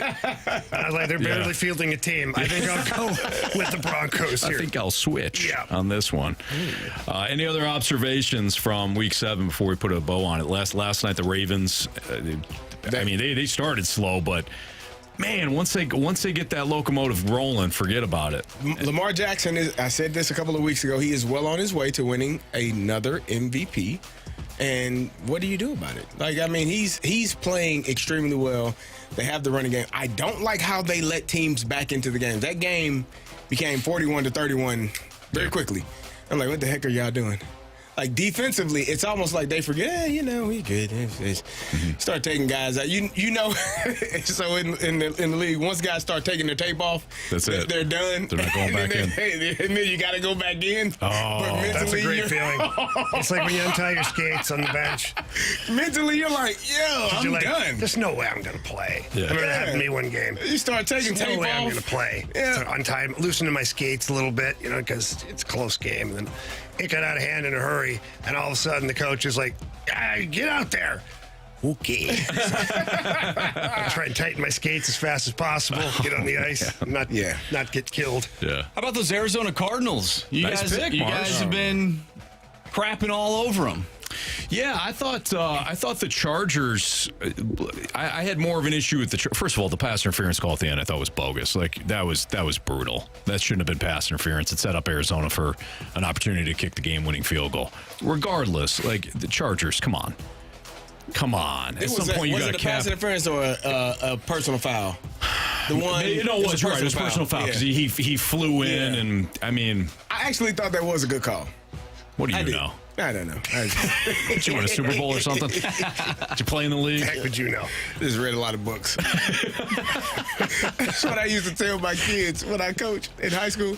Like, I don't know much. I just read a football for dummies book. So here I am. You don't have to listen to me if you don't want to. The hell do I know? Either way, like if you're the Chargers, you've got to cap off some of these drives with touchdowns. They move the ball effectively. By the way, bury the bodies lost by 2 because Justin Herbert didn't do much. Who'd we lose to? Brachio. Oh, God. You lost to the expert team? Yes. You did. You were talking crap last week. No Jonathan Taylor. Chris Godwin's leg was sideways by the end of the night. That was not good. That was bad. That was not good. How about the Bucs? They lose Mike Evans. He was already dealing with the hamstring injury. Drops the touchdown. Hamstring rough again, and then Godwin, blowout game. He's in there, and he gets his leg I don't sideways. even know how that happened. He put his foot on backwards. I think Roquan Smith came in. It looked like Smith came in on the side. It didn't look like it didn't look like a bad tackle. It was a vicious It looked tackle, like a Carey. hip drop tackle, but I saw him like dragging himself on the ground afterwards, and his foot was kind of dragging along. And I'm like, that was not a good look. You can always tell when it's bad when the teammates or the players around Helmets start turning off. around and like, oh, Yeah. yeah, that thing was going sideways. I thought right away of our guy Dylan from the home run derby. Yes. I texted you guys. I go, Chris Godwin just suffered the Dylan injury. His foot's on sideways right now. Yeah, that was bad. Poor guy. You ever have one like this? No. No, I haven't. JB, ever suffer an injury like this? No, sir. Nope, not yet. All right. What's up, Marshy? Nothing. You ready to rock? You're just ready to go. Always ready to go. Talk a little Blues hockey, do you? Sure. All right, let's talk about Jamie's 64 keys to victory tonight. Love it. As the Blues take on the Jets. And our goal game. Jamie's on the board. Marsh is on the board. Carey and I still... we're not. Okay? We're just not. So we'll do the goal game. Jamie's 64 keys to victory tonight. That's all next on 101 ESPN.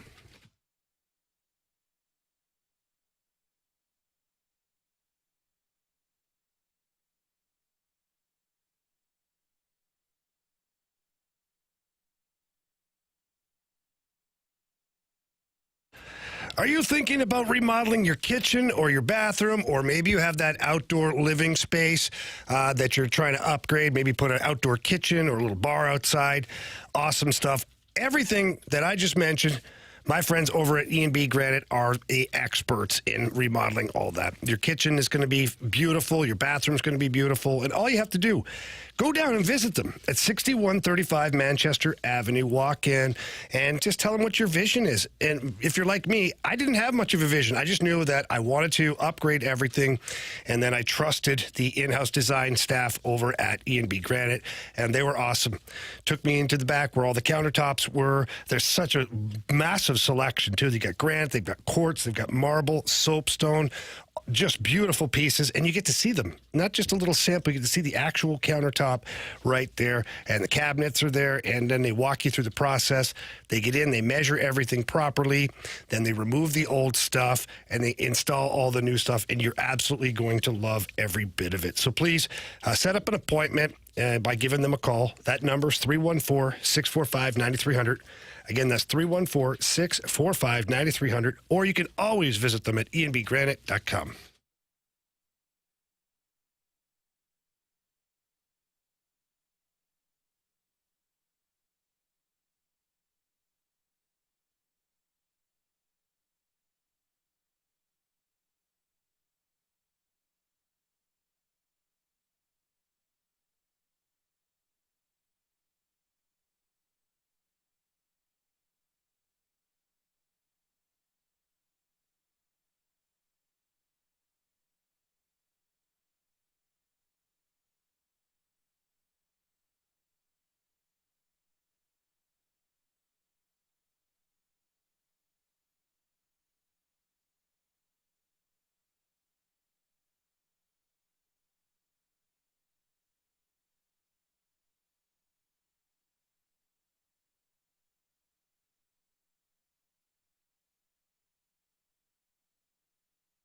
All right, gentlemen, if you're driving around or sitting around right now listening, please listen carefully. Myself and Anthony Stalter, not too long ago, we were feeling tired, irritable. Things just weren't. Yeah, it was awful. It wasn't good. It was almost a little bit of a depression for me. Anyways, I'll speak for myself. I just couldn't figure out how to get that energy back, how to get that, that intensity into my workouts and weight loss. And I went into Mentality, by the way, 2 locations, South County and Chesterfield, and talked to their board-certified physicians. And by the end of it, they said, hey, listen, we think we know what's going on here, but why don't we do a full blood panel and find out? Well, turns out that, it's inevitable, by the way, that I was low in testosterone as well as a couple of other vitamins as well. They put me on my own personalized program, and everything has changed. Yeah, same process for me. I was also low on testosterone, and you know what? The program has been fantastic. I really tend to feel it throughout the course of the week. As the week rolls on, I feel great. I feel locked in, whether I'm working or working out or spending time with the family, coaching and just having fun with the kids and my wife, Kristen. Like everything kind of lined up. I started working out again, started eating right again. Everything from a sleep standpoint and waking up with energy was all there, and I appreciate the Mentality's program.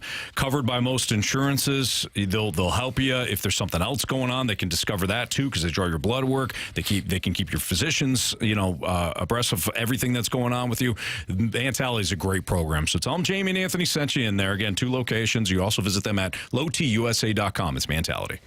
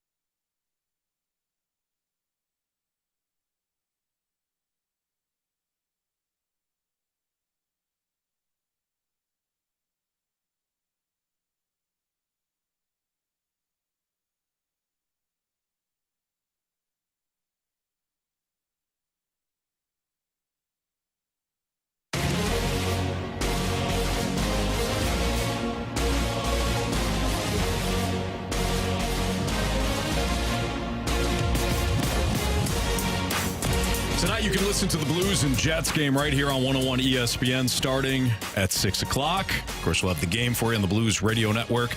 And Jamie Rivers will be between the benches tonight for the TV broadcast. For the very first FanDuel Sports Network TV broadcast. And Jamie right now, before he heads downtown to the Enterprise Center, has got his 64 keys to victory for the Blues. 63. Over the Jets. For Jake Neighbours. 63. It's going to be a little lower than that, guys. I'm going to bet the under on that one. All right. Hence the FanDuel. Gotcha. All right. Anyways, the number one thing for me tonight is puck management for the Blues. You saw it the other night against the Carolina Hurricanes when they weren't managing the puck well. It's disastrous. When you're playing a team that's good, that's fast, that takes advantage of their opportunities, if you turn the puck over at either blue line, you're looking for trouble. And a couple of times early in the first period against Carolina, Blues were going sideways instead of forward, and turnover, headed back the other way. Also, my next point would be, my next takeaway is always know where Kyle Connor is on the ice tonight. He is a Blues killer. I feel like I had to try to dive back the years here, but he scores almost every single time he plays against the Blues. And he's one of those speedy guys that thrives off of turnovers and takes full advantage of mistakes. So you want to make sure that, one, you know when he's out there. Two, you're also making smart hockey plays to not give them any kind of an advantage. Connor Hellebuck is in net. He's the reigning Vezina Trophy winner, which is the best goalie in the NHL. You got to make his life difficult. You can't just shoot the pucks from the outside. You've got to get inside action. You've got to get Jake Neighbours down in front of the net. You've got to get Braden Shen down there. You've got to make his life very, very difficult tonight. Their defensemen are not big. They've got three guys that are under 200 pounds. Get the puck in deep, retain the puck, and then cycle the puck down low. Work it, work it, work it. That way you tire that little defense core down. They've got a couple of guys that are smaller too, so that will be difficult for them. You've got some big bodies now, being the St. Louis Blues. Big bodies that can move, protect the puck, keep it down low. Again, not turning it over, because those little defensemen, they're looking to go up the ice just like the forwards are. Don't give them that opportunity. And then you got to protect the house tonight. You got guys like Mark Scheifele, Adam Lowry. You've got guys that love to get to the inside, and they make their money by playing that gritty net front hockey. You got a big defense core now. You guys got to get the sticks up, get the bodies out there, block those guys out, pick up sticks in front of the net, and get rid of any of those rebounds that might be lingering around. So those are my keys to the game tonight. This is going to be a hell of a matchup. This is an undefeated Winnipeg Jets team. They're playing very, very well. Talking to their general manager this morning, who is a really good friend of mine, and he was my GM way back when. He said that he didn't know what to expect fully coming into this season, but this team is really, really going right now. They love playing for each other. Arneal, the head coach, who was the assistant coach last year, they love playing for him. Their systems are working. So if you're the Blues, a huge divisional game here. You got to come up with a victory tonight. There you go. That's Jamie's kind of light keys to the game, but nonetheless, good stuff there, Jamie. Sorry, Anthony. Good stuff. All right, time for our goal game. And a couple of guys can really shoot the puck. Shooter! I must confess you scored first. Well, who was the first person? Breakaway! Shoots! Score! We got hockey to learn. Shooter. All right, so Marsh and Jamie, you guys are both tied? No, I'm ahead by one. Son of a beanstalk. Yeah, because Jake Neighbours a two-pointer. Oh, man. And Marshy only got credit because we didn't start the game yet. But we still gave him a point. Oh, we still gave him. Yeah. Should have been 3, but it is what it is. Who was it? Matthew Joseph. He's available again, you know. Jamie, who you got? I'm going to go with the captain, Braden Shen, tonight. I think Shenner's been pretty consistent in on the offense. Hit a post last game. He's playing with two good wingers, Matthew Joseph, Dylan Holloway. Lots of speed on the outside for him. He seems to be getting more opportunities, and he's shooting the puck a lot. So I got Braden Shen. Let's keep the point streak going, except for this time, Philip Broberg gets a goal, and that's his second of the year. Give me Philip Broberg tonight. I'm hearing stuff. Me too. Something's going on. Is that my computer? Might be your computer. Somebody's got their computer on right now. It was your computer. It probably was. What were those noises? Carey. Come on. A person sounded like they were in pain. Oh, goodness gracious. You're hilarious. I don't have to scrub that computer.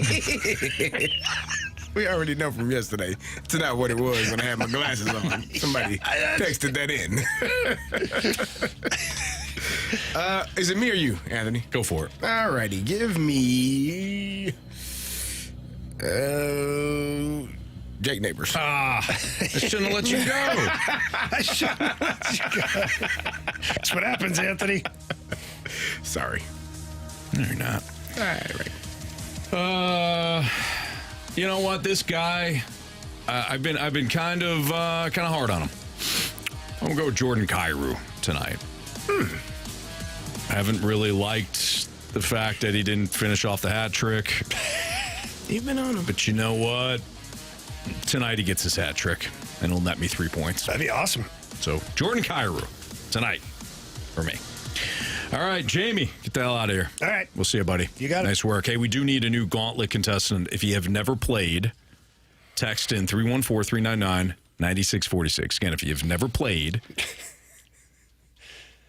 text in the word Gauntlet, and you have an opportunity to play us today. That's next on 101 ESPN.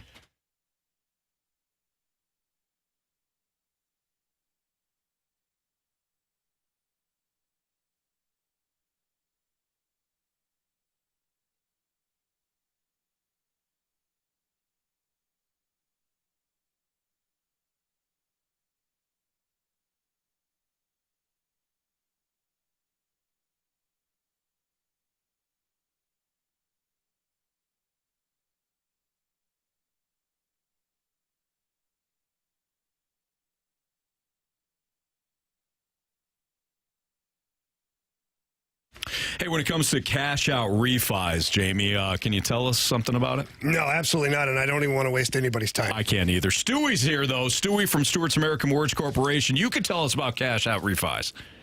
All right, when people have to pay off debt or they want money to buy investment property or home improvements, you have to do a cash out loan. Now, if you're a veteran, you can get 100% of the value of the property cash out.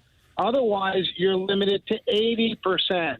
Today, we rolled out a brand new program, conventional loan, 90% cash out. So we'll give you the extra 10%, even though the guidelines don't normally apply. So take opportunity, get the cash you need. Don't worry about going over the 80% mark because we'll give you that 90%. Is exactly why Stewie is our first phone call for all of these things, and he needs to be yours as well. His personal cell phone number is 314-324-4440. Again, 314-324-4440. Take it from us and call an expert. The expert is Stewie, and even if somebody else has already talked to you about it, call Stewie anyways and get a second opinion because you never know. He might be able to help you out even just a little bit more. He's our guy. He needs to be your guy as well. And Anthony, if they can't remember that number, what can they do? You can always Google the bagel loan. Thanks, Stewie. Have a good night, guys. NMLS number 226715.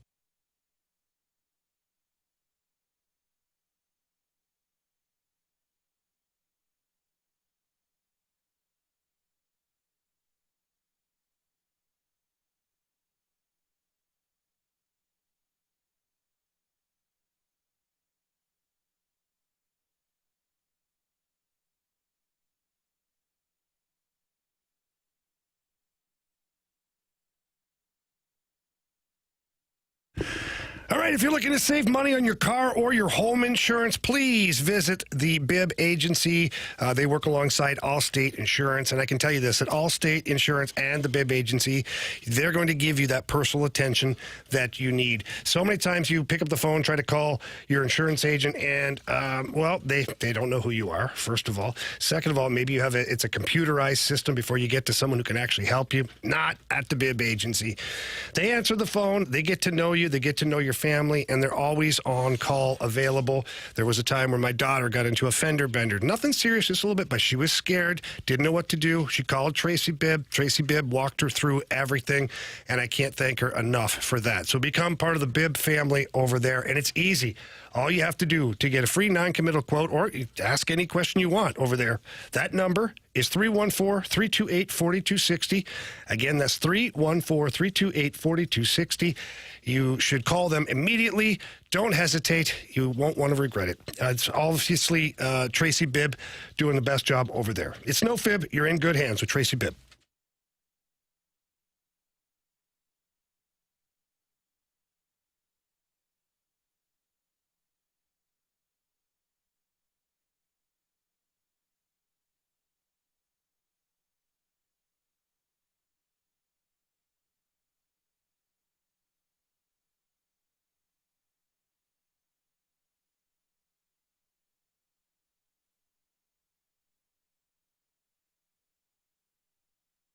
Blue Note Roofing is a BBB-rated, locally owned company committed to customer satisfaction through quality workmanship on every job. 23 years of experience and skilled in siding, gutters, soffit, and more. For a free roof inspection, call Blue Note Roofing at 314-920-5713.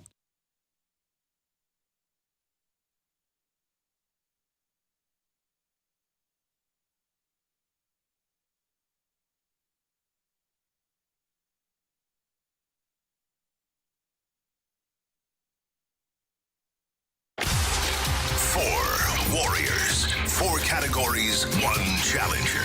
Can you survive the Gauntlet? Brought to you by Blue Note Roofing. Roofing, siding, and gutters. Visit BlueNoteRoofingSTL.com for a free inspection. Time for the Gauntlet here in the Fast Lane on 101 ESPN. 401, your time check is brought to you by Clarkson Jewelers, an officially licensed Rolex jeweler. Carey Davis, Andrew Marsh, I'm Anthony Stalter, Jamie Rivers, heading downtown for tonight's Blues and Jets game. Of course, you can listen to it right here on your home of the Blues, 101 ESPN. And we welcome in Jared. What's up, Jared?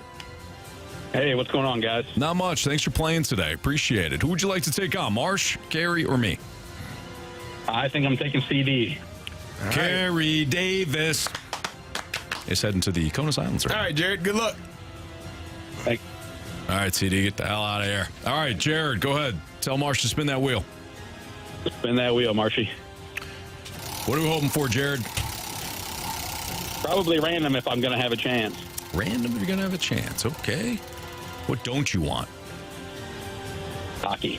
Hockey. And Marsh, it is hockey. Hockey. All right. Always is. Perfect. Sorry there, Jared. But hey, listen, CD is the hockey guy. So, good luck, Jared. You're going to be fine. I believe in you.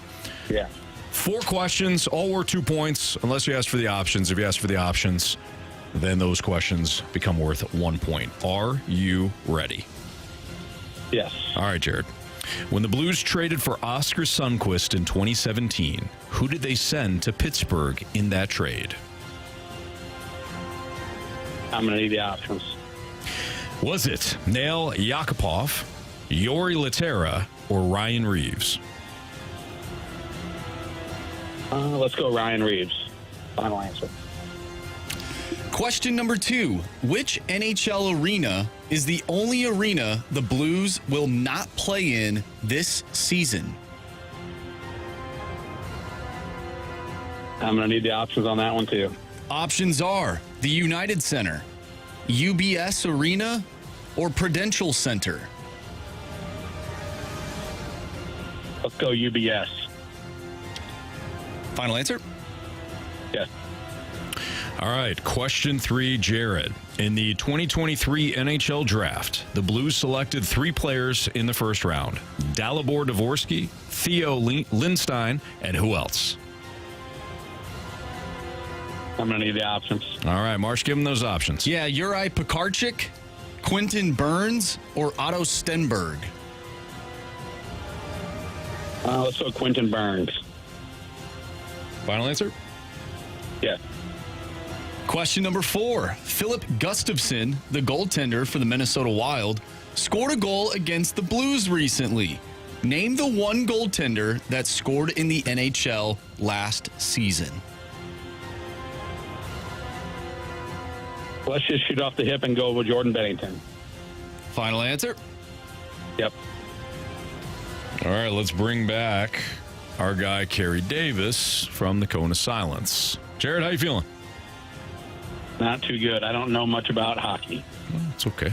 That's all right. Carey is walking in very cautiously right now. Yeah. How goes it, fellas?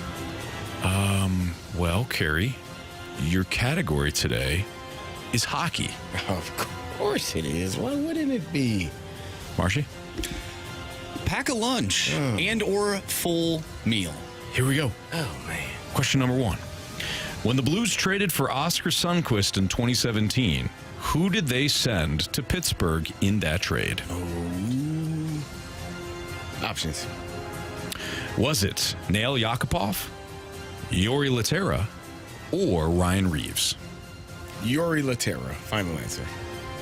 Question number 2. Which NHL arena is the only arena the Blues will not play in this season?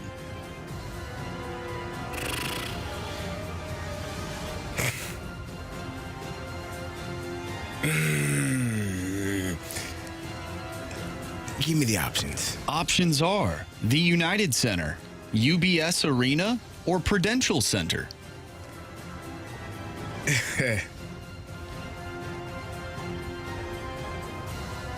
Are they playing the United Center? Final answer.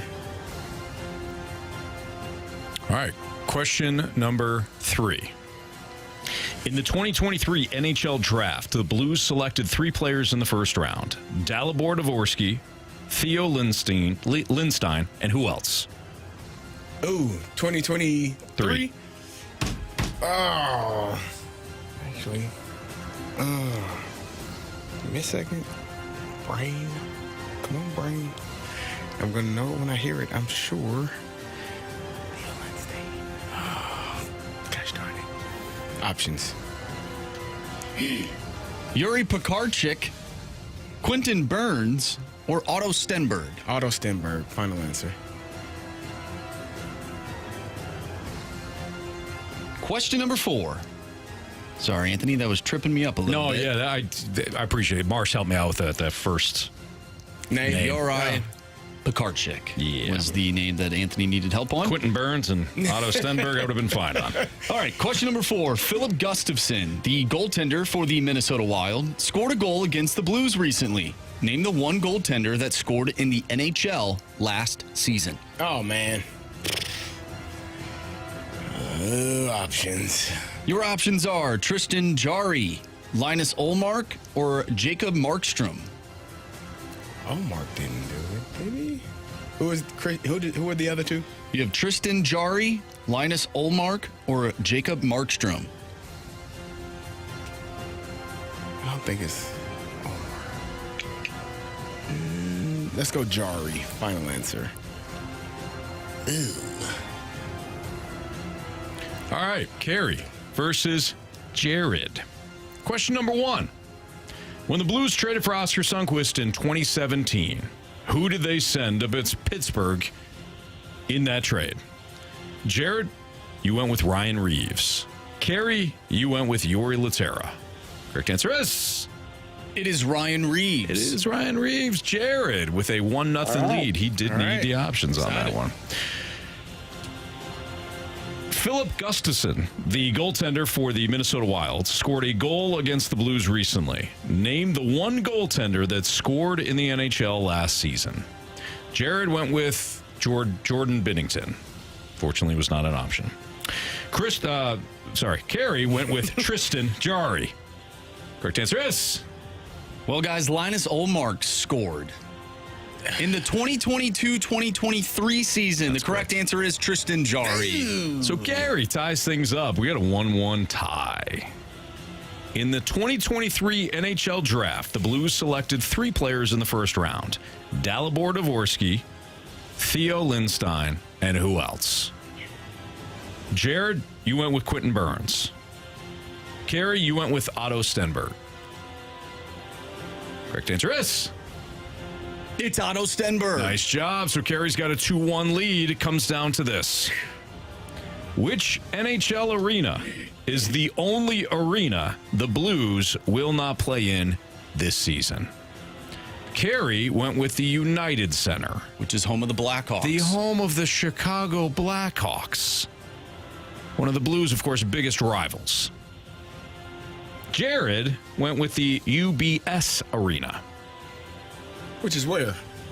That one is... I think that's the Islanders, no? Yes, maybe? I think it is, yeah. I think you're right. So if it's UBS Arena, we get a tiebreaker here, or walk-off. If it's the United Center or the Prudential Center, then Carey wins. Jared.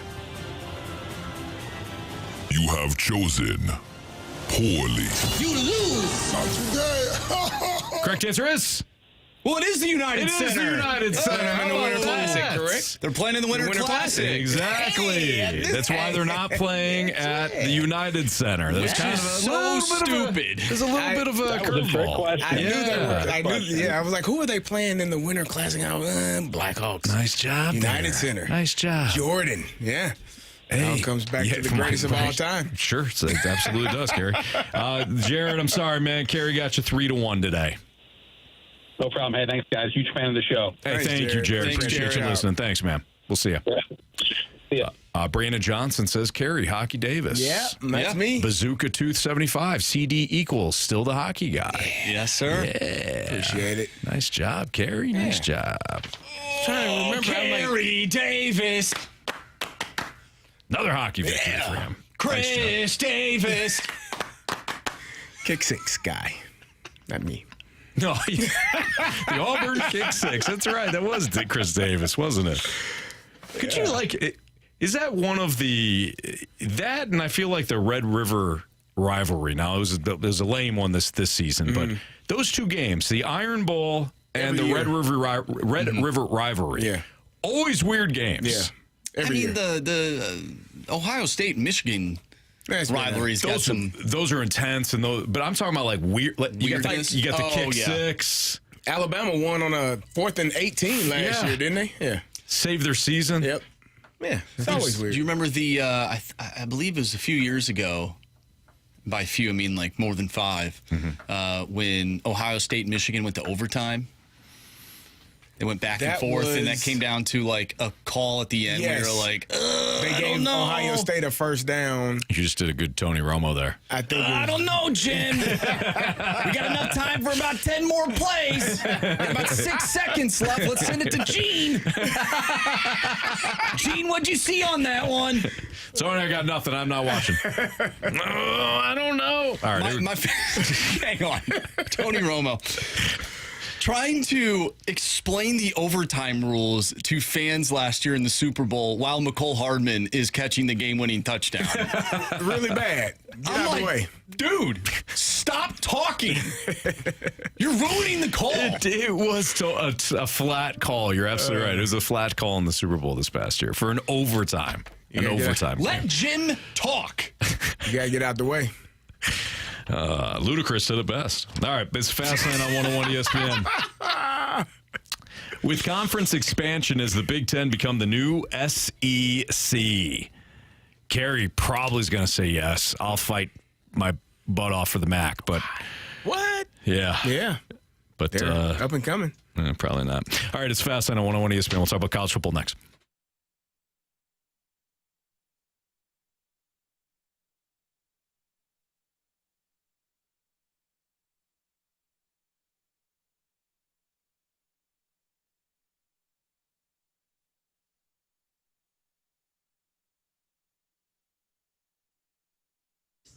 Hey, it's Carey, and if you're a contractor or own a business that needs recycling, then my good friends over at Scrap Mart Metals can help you.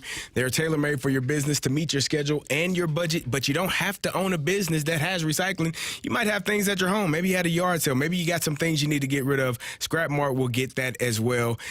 At Scrap Mart, they do understand job site cleanup for contractors is a mess. If you set up a business account with them to recycle that metal, it'll be one less thing you'd have to do during cleanup. You'd be amazed at how the scrap metals add up and how it can truly help your business's cash flow. If you own heavy equipment, it's frustrating over and over repairing it. Eventually, the time will come when you have to end your suffering, and Scrap Mart will come and get it out of your way. They'll haul your equipment to one of their locations. They will get you a check the same day, or if you want to haul it yourself, they have 3 convenient locations to choose from: Valley Park, Peevely, Jonesburg. If it's metal, they will buy it. It is recycling made easy. They offer a convenient drive on scale and always give you the highest payout. You will always get top dollar for your scrap metal. So reach out to them today at scrapmartmetals.com. My guy Lucas can talk to you about setting up a business account to get you rolling. Again, that's scrapmartmetals.com.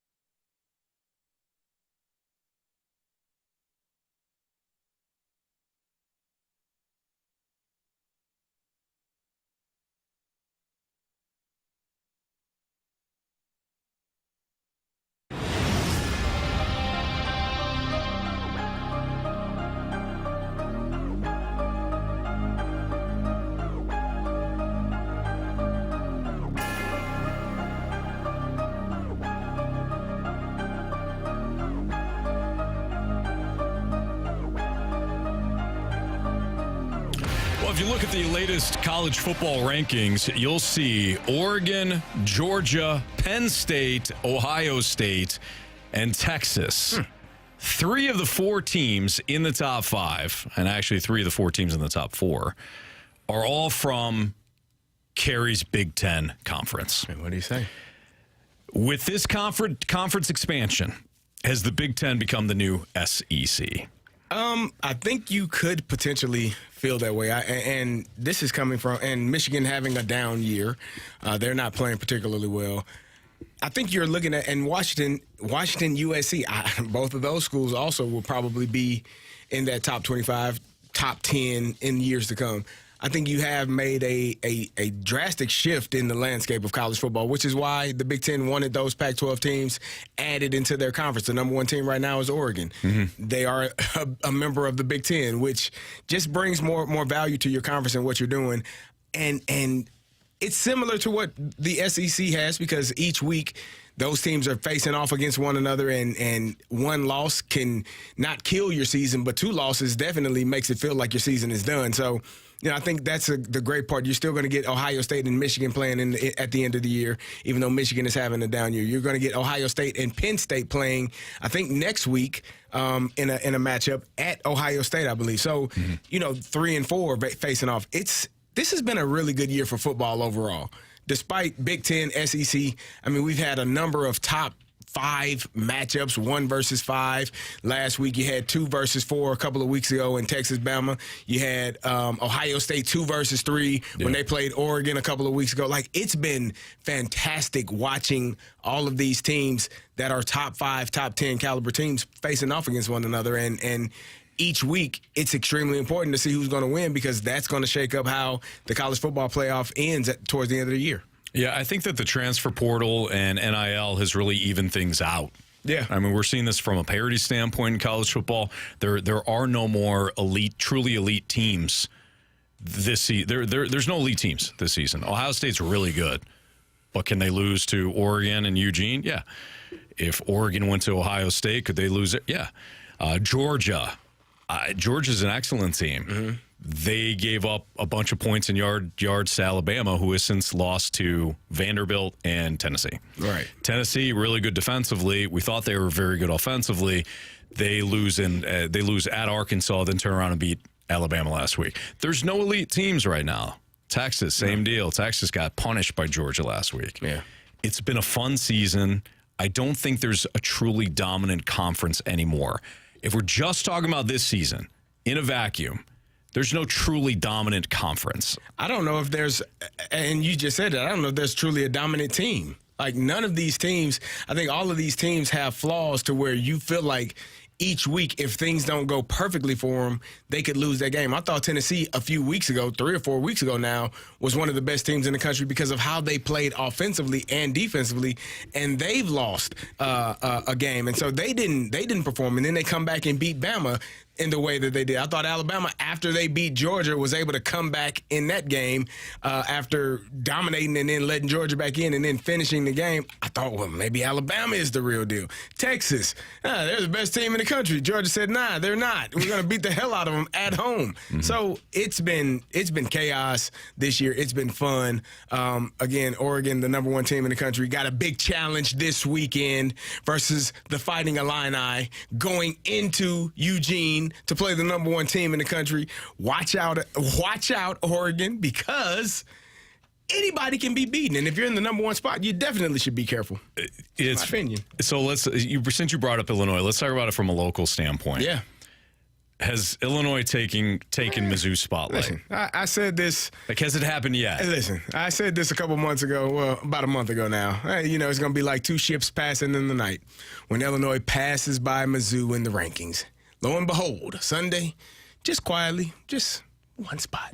Mm-hmm. Don't worry about it, Mizzou. Yeah, just right past them. And, yeah, Illinois, to me, has been – so this will be Illinois. We're 6-1 right now. Mm-hmm.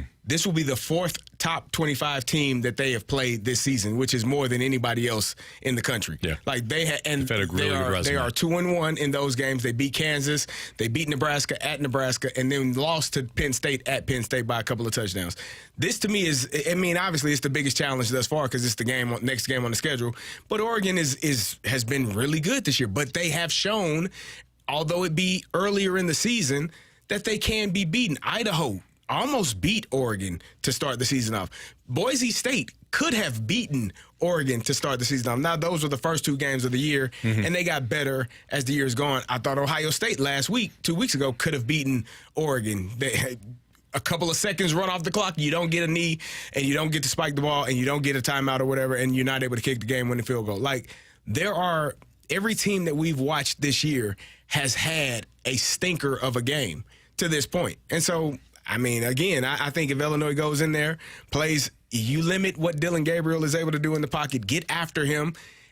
I've said this again. I've said this before. I love the defense in the secondary of Illinois. They got a couple of guys that I know are going to play on Sundays, and they have been putting guys in the NFL for the last few years from the secondary. They've done a really good job in the secondary of coaching them up, getting them to play. They play a lot of man. If you can get to the quarterback, get his feet off out of the pocket, moving around, making throw off-target throws, you should have a chance to win this game. And take care of the football. Luke Altmaier at quarterback only has 1 interception this entire year, 15 touchdowns.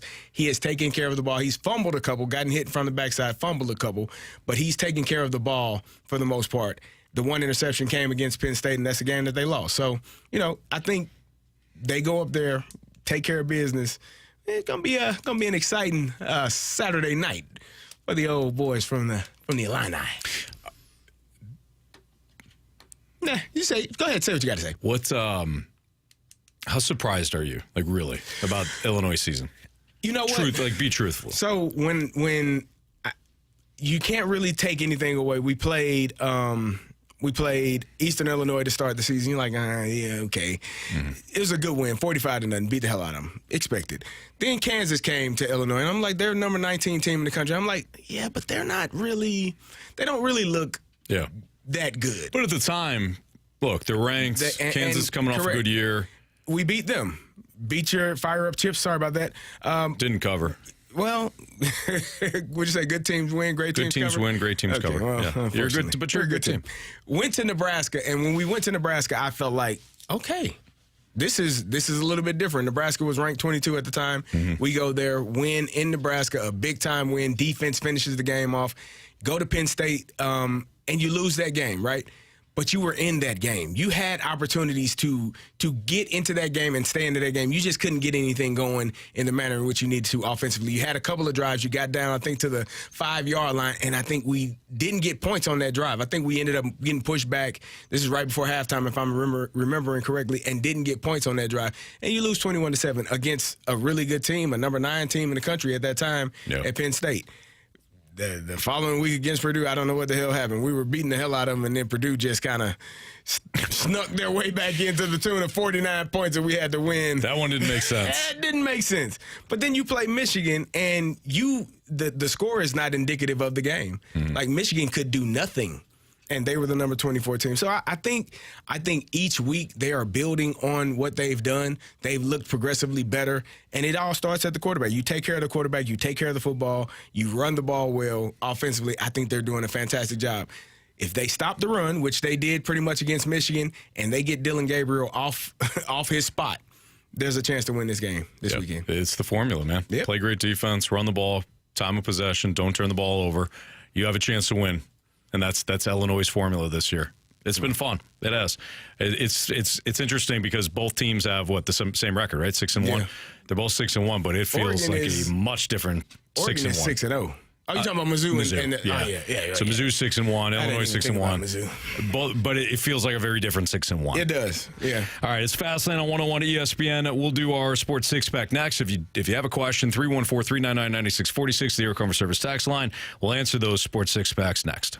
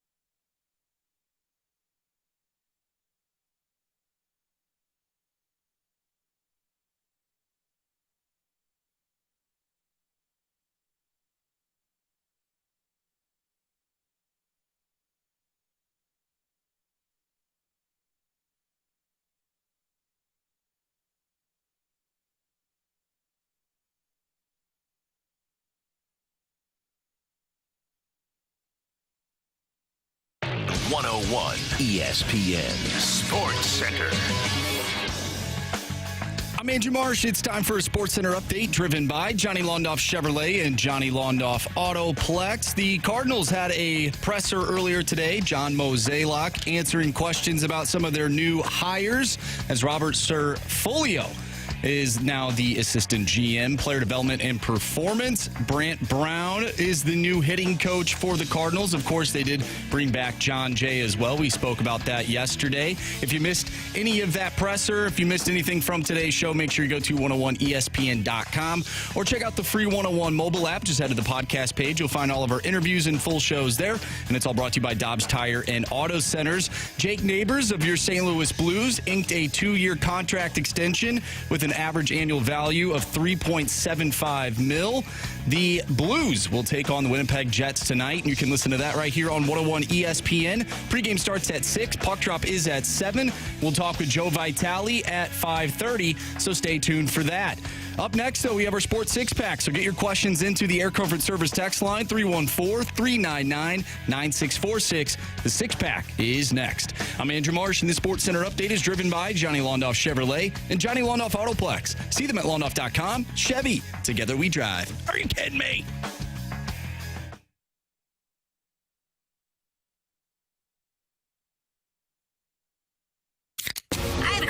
It's time for the Fast Lane to answer your sports questions. I want to ask you a bunch of questions, and I want to have them answered immediately. Asking me all these weird questions. Answer the question. Answer the question. Answer me! The Sports Six-Pack is brought to you by Paramount Men's Medical Center. Suffering from ED or PE? Your first treatment is free at ParamountMen'sMedical.com.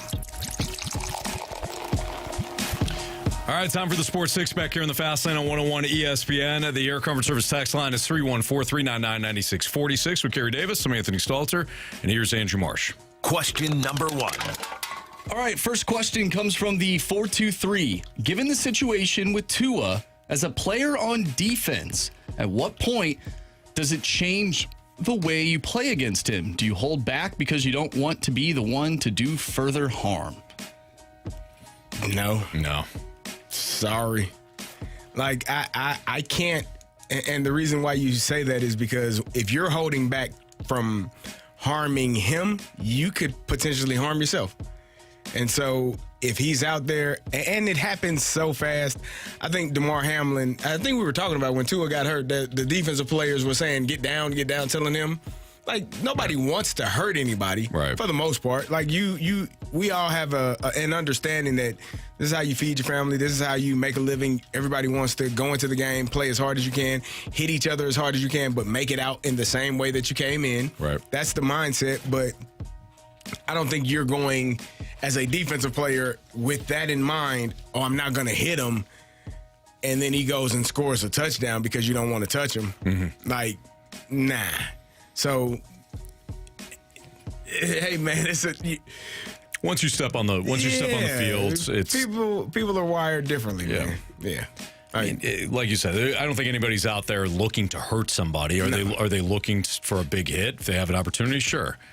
I don't think that, like Roquan Smith, if he was the one that broke Chris Godwin's leg last night, I don't think he's looking. His intent. No. Did you see the hit at the end of the Mizzou-Auburn game? That was a great hit. Yeah. On the Auburn receiver? Yeah. Yes. Yeah. And he got hurt. He got hurt because of that. But like, that is a good football hit, and those are the circumstances. You know what you're doing when you sign up to play football. And people will get mad at the defender, but be mad at the quarterback. Why the hell did you throw it there? That's what Tom Brady said in the past. It's your fault.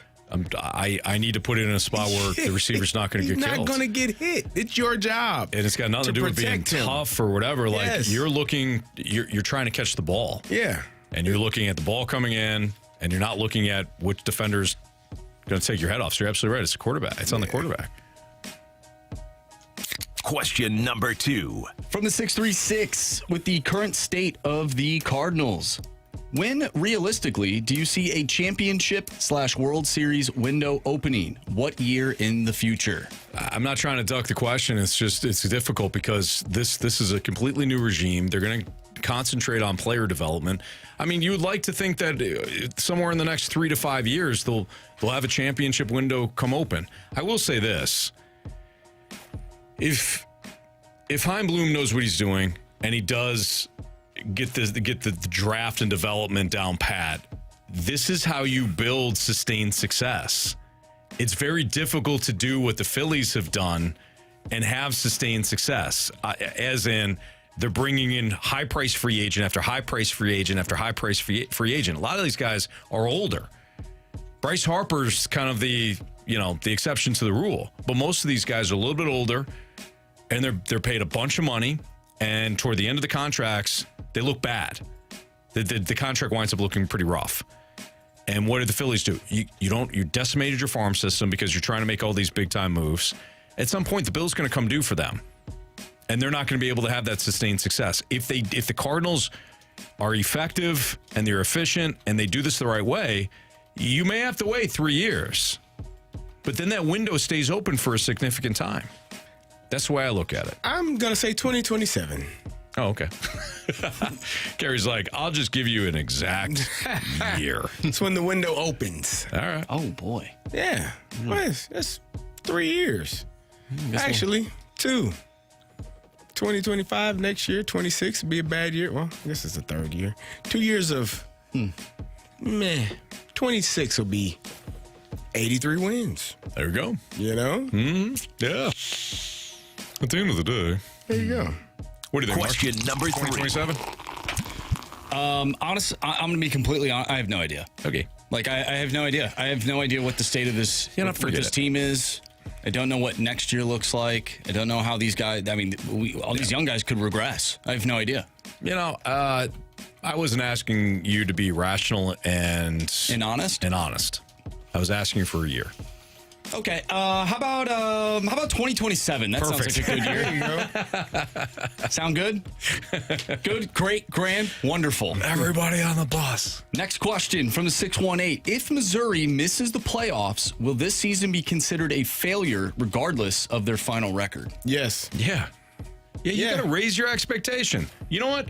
Here's the thing. Some Mizzou fans get ticked off at Carey and I, or Marsh, or whoever on this show for talking about Mizzou having high expectations. They earned it based on what they did last season and the offseason. That's not a bad thing to have higher expectations. It's not a bad thing to want more out of your football program or your basketball program or your baseball organization. It does not make you a bad fan. It does not make us bad observers for saying that Mizzou should have higher expectations than to simply have a winning season. I'm sorry. You earned it last year. You played your ass off last year. Mm-hmm. Won a bowl game. You won a bowl game against the Ohio State University. We gotta stop that. And then you went into the offseason. Carey, please. You have a chance. I hope Illinois plays in a bowl game and they don't play against anybody. Trash I say the same thing. Carey probably will. Anybody. Carey's pretty fast about it. But look, man, you should have higher expectations. You should want to make the playoffs. That was the expectation. MD 2020, pressure is a privilege. Absolutely. Absolutely. Do you think Mizzou's season is a little different if the fans bought their tickets on time for that opening game? I do. Yeah, I do. If they didn't have to be called out to go to the game. Honestly, this is on Mizzou fans. Do you think, I don't know if they're ready for SEC. Fans, I mean, Drink said it. Listen, Marsh, there's a couple of things that I know in life.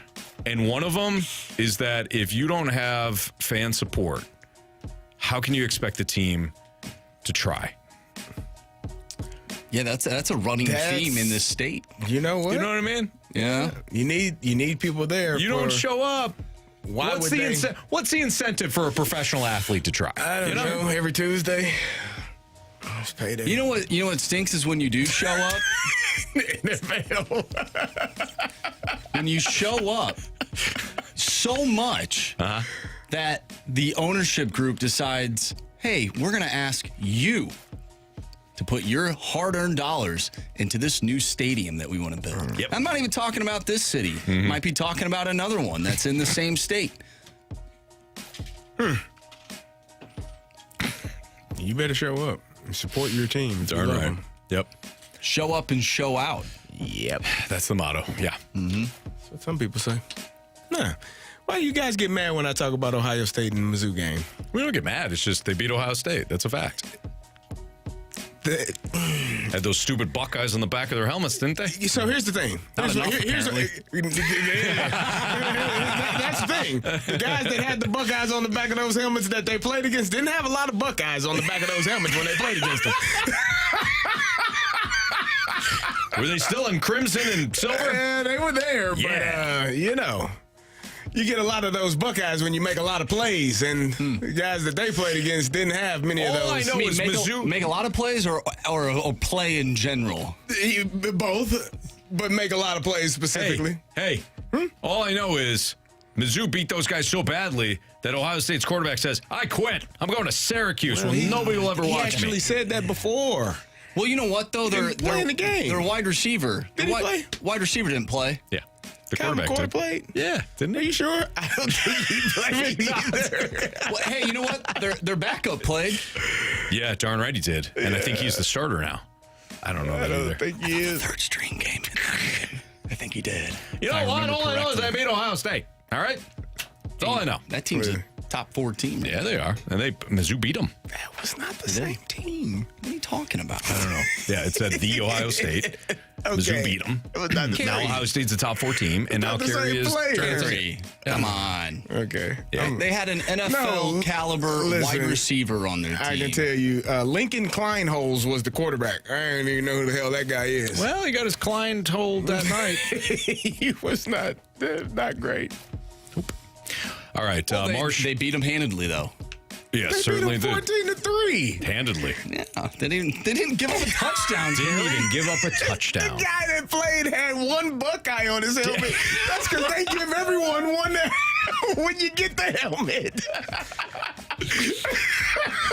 Didn't even give up 2 field goals in that game for Mizzou. It's like getting a point for writing your name on a test. Buckeye when you put your helmet on. Yep, here you go. We know you don't have any. We're going to start you off with 1. Hey, are there any other teams that are that could kill a human? Like teams that are named after something that could kill a human? Like a Buckeye. If you eat a Buckeye, I think you can die. Well, there's a lot of teams, yeah. Panthers. True. Bengals. Lions. Very true. Lions. Bears. Oh, my. Oh, man. Like almost all of them. Yeah. I mean, eagle, a falcon.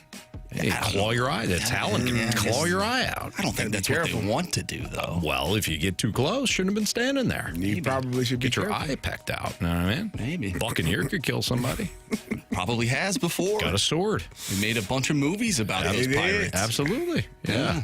And now I don't know if the Pittsburgh Pirates could kill a human. I don't know if they have enough money. Yeah, true. They probably don't. They don't have a ship. Yeah. So. Just land bound. They're just land.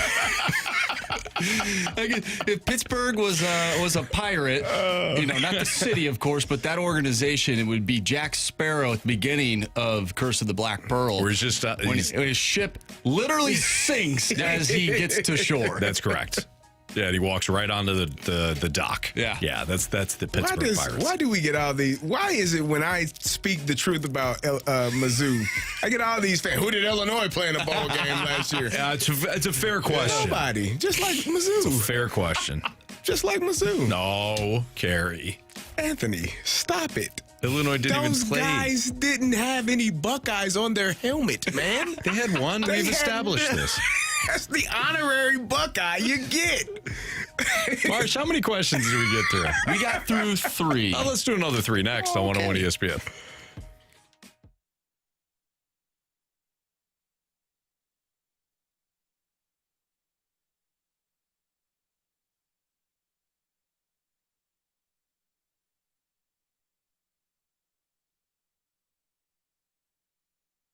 I love working with the Happy Roof Company. They do a tremendous job of making sure that you're taken care of. How about this?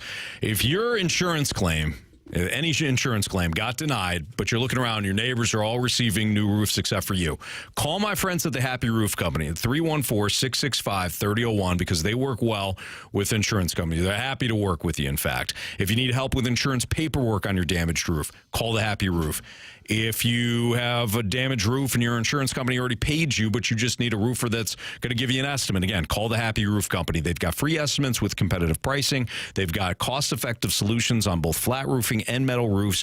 They don't chase storms. 100% of their market is in the St. Louis and surrounding areas. Their headquarters is in Sunset Hills, so you know that 10-year labor warranty on all shingle roofs that they give you is going to be honored by the Happy Roof Company. Financing options are available. Over 50 years combined experience in roofing, siding, and gutters. They know what they're doing. They're trustworthy. What else do you want in a roofing company, right? Somebody that's going to come out there that's going to do it right and that's going to make sure that their warranty is effective, and that's the Happy Roof Company. Visit them, thehappyroof.com, or give them a call. Again, that phone number, 314-665-3001. And hey, tell them Stalter sent you. It's the Happy Roof Company.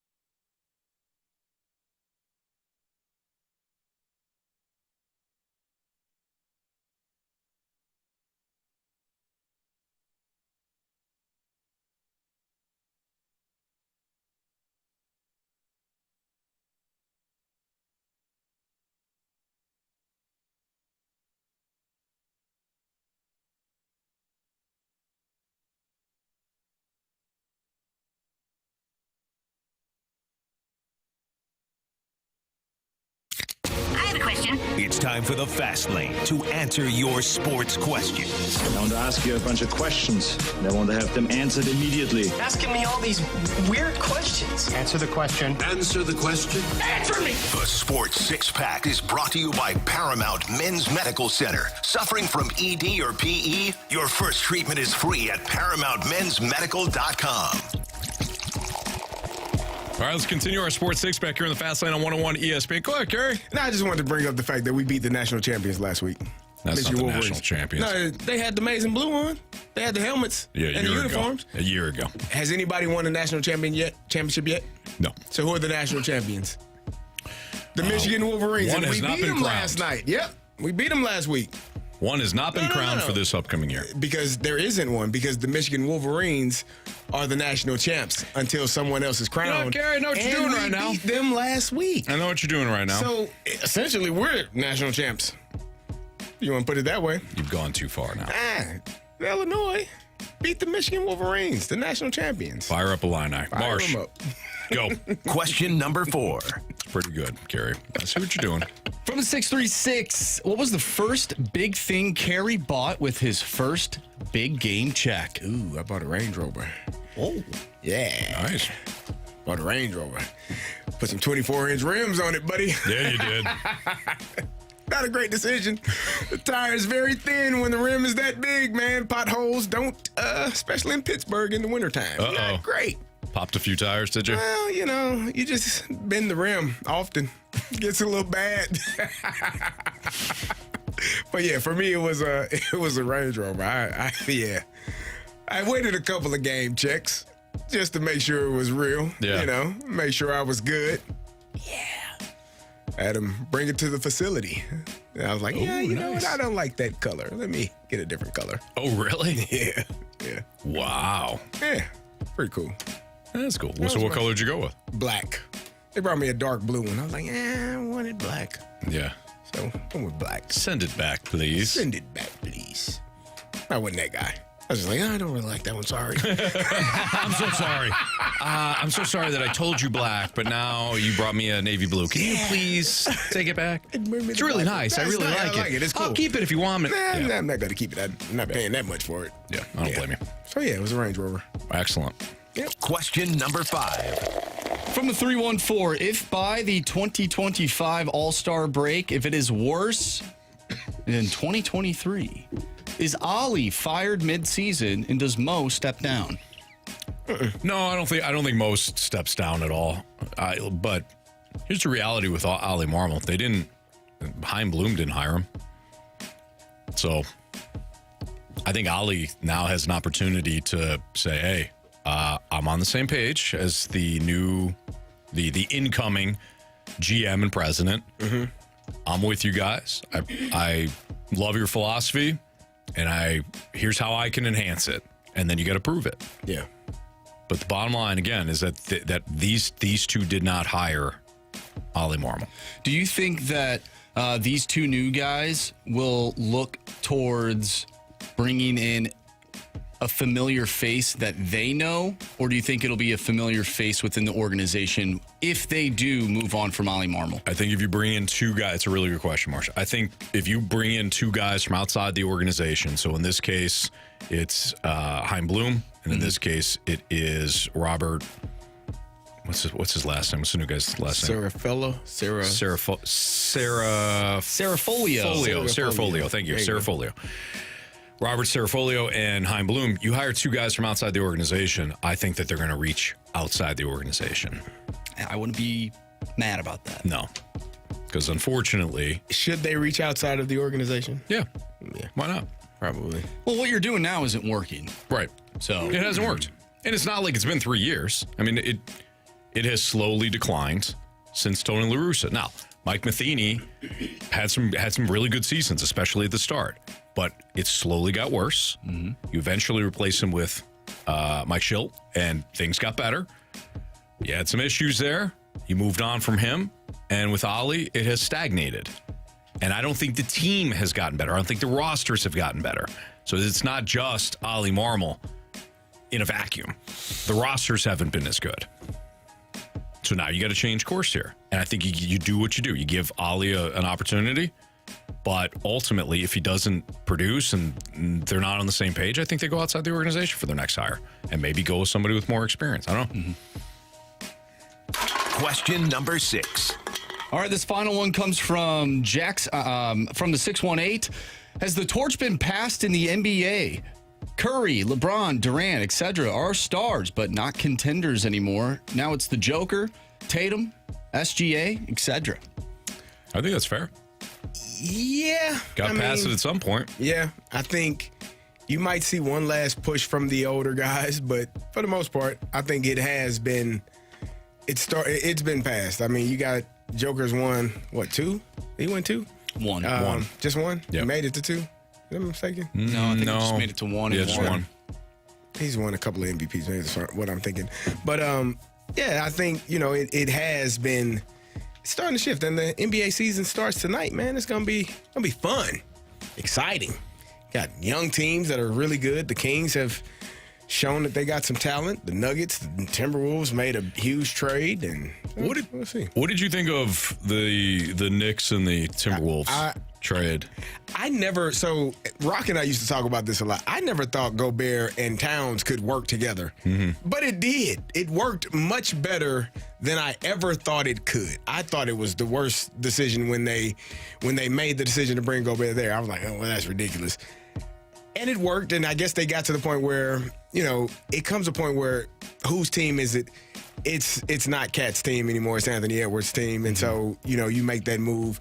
You send Cat to New York. And I think that is going to work well as well. They needed bodies as the season went on. Now, I'm going to be interested because Tom Thibodeau grinds his players to a nub during the season. Like, they play a lot. They play a lot of minutes. They needed some bigger bodies down there in the paint last year as the playoffs went on. They were banged up and beat up. So yeah. I think it'll be interesting to see how Cat performs there and how well they go. Did you see that Justin Jefferson and Anthony Edwards recreated the Randy Moss and Kevin Garnett I did photo? see that, yeah. I haven't seen the photo. Is it out? The photo out? Yeah, that's cool. It's pretty cool. Yeah, it is neat. All right, go ahead. I was just going to say, I saw a video of them chucking footballs and basketballs into a basketball hoop, and whether it was a football, whatever, they were just swish, Yeah, just awesome. Hitting everything. These athletes are pretty unbelievable. Yeah. As you know, Carey, playing alongside them and being one yourself. Yeah. All right, it's Fastlane on 101 ESPN. Let's go back to the Cardinals. Player development, it's great and all, but if the Cardinals become the Rays and the Guardians, like we kind of think they will be under this new leadership, will it eventually work long-term in St. Louis? We'll jump into that conversation next on 101 ESPN.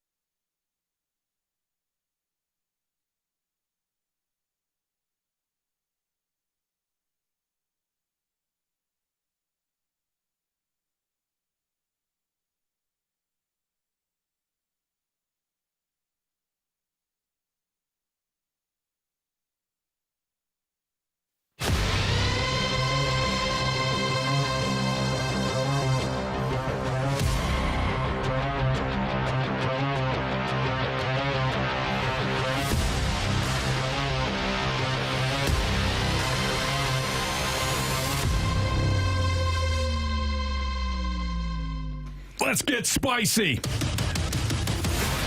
It's a fast lane on 101 ESPN. I don't know. It doesn't hit us hard. It doesn't hit us hard. I thought, you try new things. I love the music. It just doesn't hit us hard. Didn't get as much as. Let's get spicy. I don't know. Right. It doesn't feel right, does it? No. Yeah. I feel like I'm going on a mission right now, though. Right, yeah. I love the music. I don't love us kind of redoing the Let's Get Nasty. Yeah, I think that's got to be a standalone. It's 2 o'clock. Yeah. Everybody knows it's 2 o'clock. Like 5 o'clock is more, we get even more insane than what we normally are. But Bazooka Tooth 75 says it has potential. Timing seemed a bit off. It's the first go around. It's the first go around. It takes. Yeah, we appreciate it. You're not wrong. We're workshopping here. This is why you are part of what we do. Absolutely. Yeah. Without you, there is no us. Right. True. So you let us know. You're watching. We're trying to get the timing down. Yeah, it's I'm kind of watching like, Dak Prescott and his receivers. Yeah. Off a little bit. Definitely. You know what we could do? I'm just spitballing here on air. Mm-hmm. Maybe I take that clip of Russell Wilson talking about that Subway sandwich, and he goes, "It's spicy," and then boom. That way you don't even have to say anything. It's just in it. Ooh.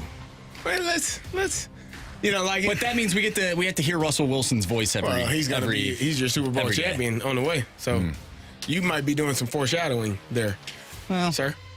No, yeah, it's a good idea.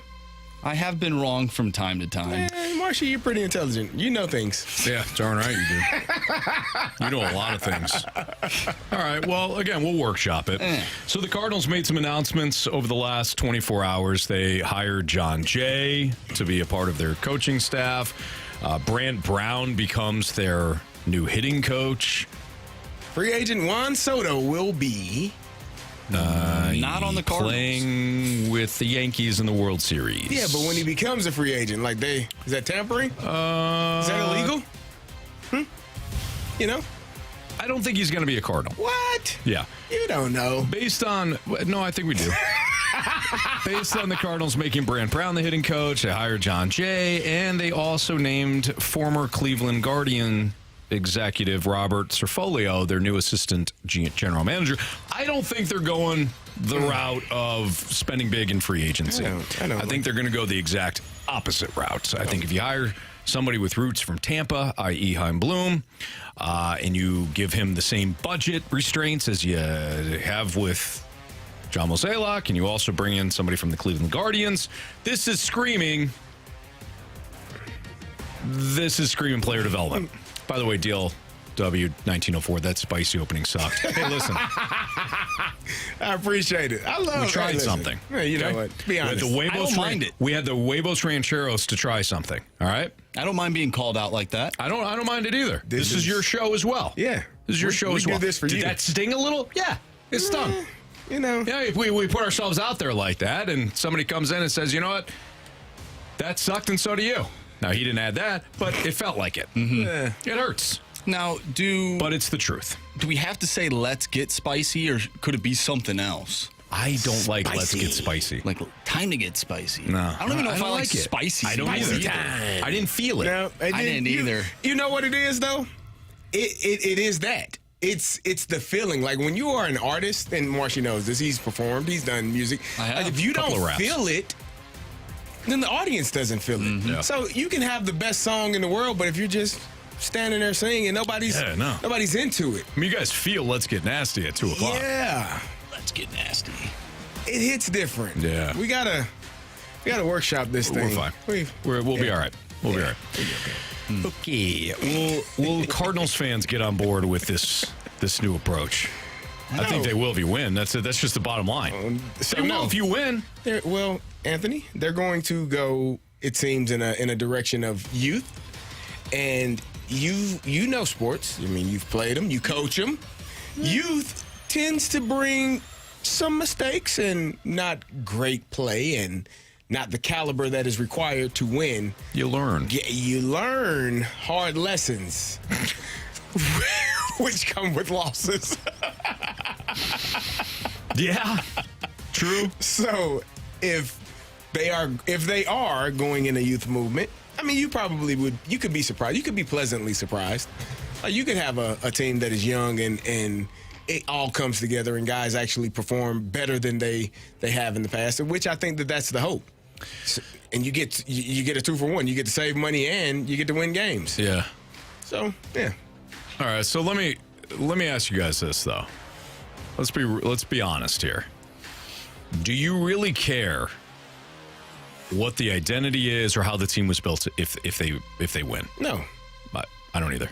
Like you adopt whatever that team's identity is if you're winning. Like the media, us, we spend a lot of time talking about not only identity and culture, but also how that fits the city, right? Like the blue-collar city, 2019 Blues, that's it. It's got to be a blue-collar team. The greatest show on turf was not blue-collar. It was, we are going to light your ass up offensively. Yeah, they won a championship. They were called soft. And people, they didn't like it. They didn't like it at all, but you won a championship. Everybody says, I'm on board for that. Like, it really doesn't matter.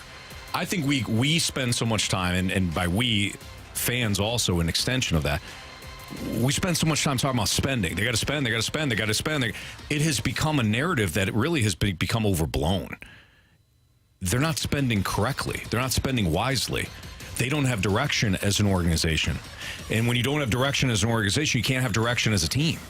So I don't really think it matters whose philosophy or model they adopt or who they, try to emulate. If it doesn't work, we're all going to have reasons for why it doesn't work. If it does work, we're all on board. Like, that's the reality here.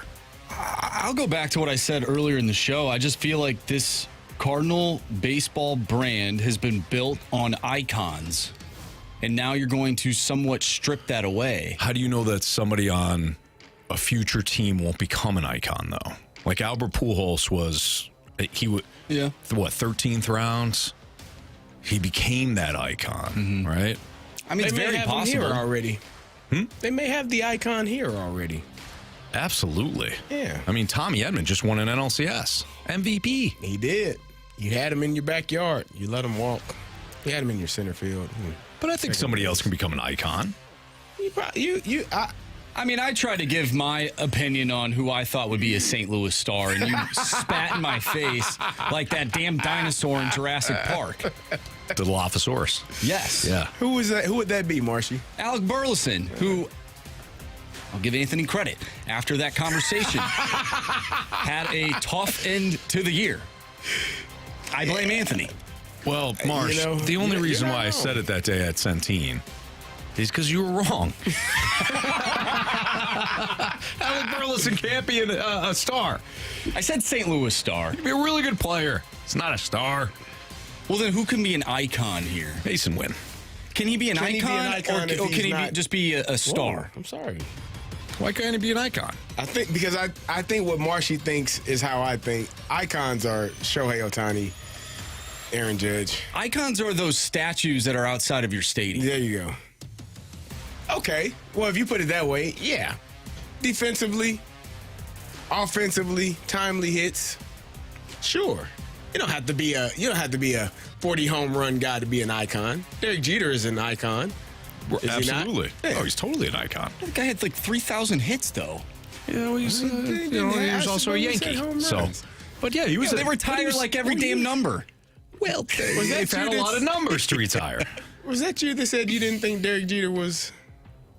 I will never say anything bad about Derek Jeter. BK said that he is a very overrated defender. BK. I thought he said overrated player in general. BK, and I'll be nice.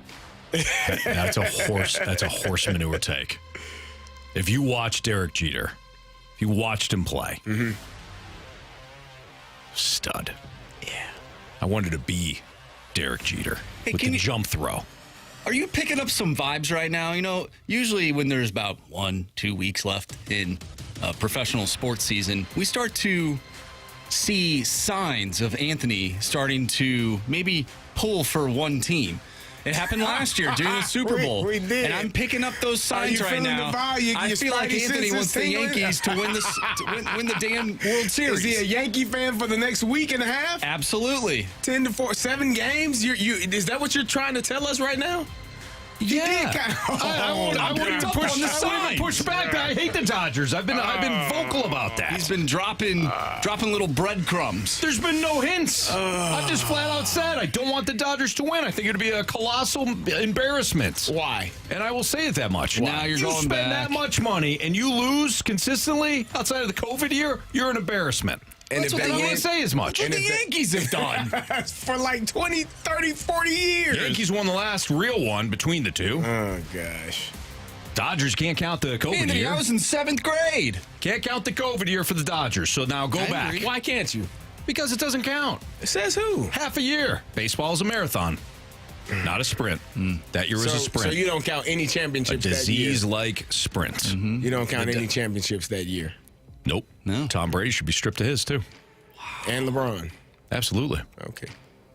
I agree with the last one. Well, I'll push back on They're that. playing in a gym. I'll push back on that. The course, NFL I guess they always play in a gym. The NFL actually played their schedule. The NFL actually played a full schedule. They did. You're Major League right. Baseball did not. You're right. Neither did the NHL or I believe the the NBA. Yeah. All right. Brady can have his back. LeBron, we're not giving it back to him. No. Brady's was legit. The rest of them's weren't. Yeah. Who won in hockey that year? The Lightning. Yeah. Strip them. Yeah. No championship for you. Nah. By the way, BTW. we got a text from the Air Comfort Service text line saying that the 5 o'clock hour should say it's hammer time. Do we want to try that?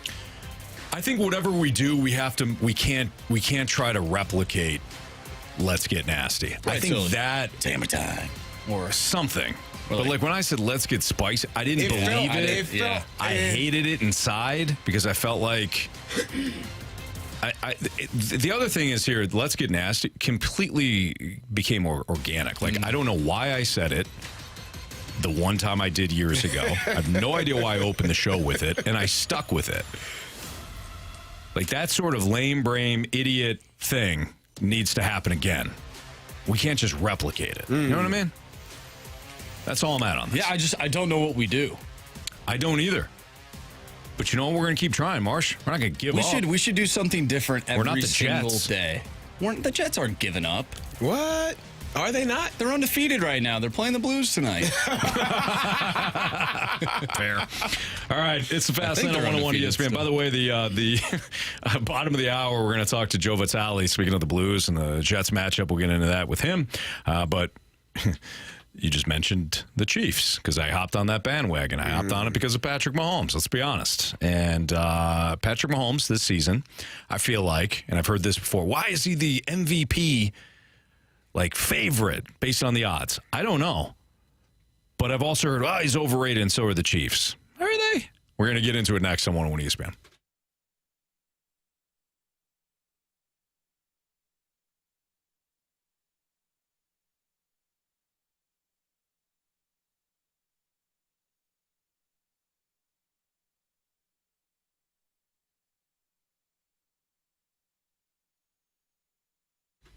Later this month at the Missouri Athletic Club, they're going to have their trunk or treat for kids, and I enjoy being a club member because they always have something going on, whether it's October with Halloween, something for maybe Thanksgiving or eventually Christmas. They've got something for the family. So when I go in, I get my workout in and, take part of some of the dining that they have there, which is always outstanding. I always like to look at the board and see, okay, well, what do they got coming up event-wise? They've got stuff at the downtown location, the West Clubhouse. It's perfect. I love being a member. That's my MEC, Missouri Athletic Club.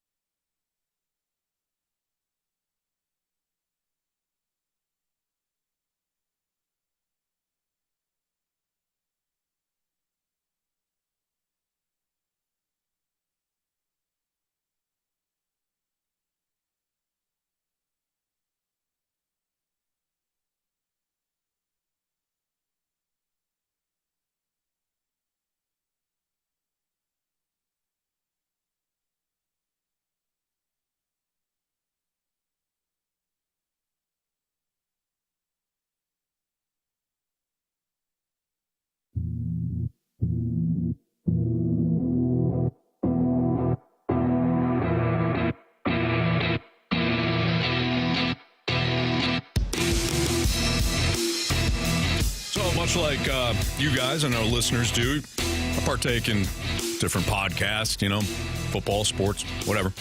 And I've heard this several times on different podcasts of late. Why is the media infatuated with the Chiefs? They're not even that good. They're not even good this year. If you look at Patrick Mahomes, look at his numbers. Look at his numbers. Why is he leading the MVP race in terms of like the odds? That I don't know. He's not anymore. Okay.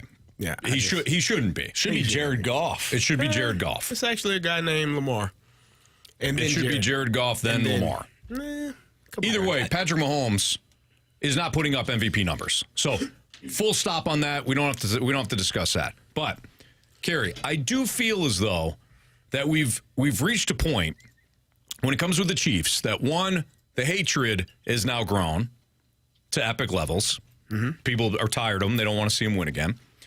And they're looking for reasons to say that they're just not that good. And we've been doing this now for years.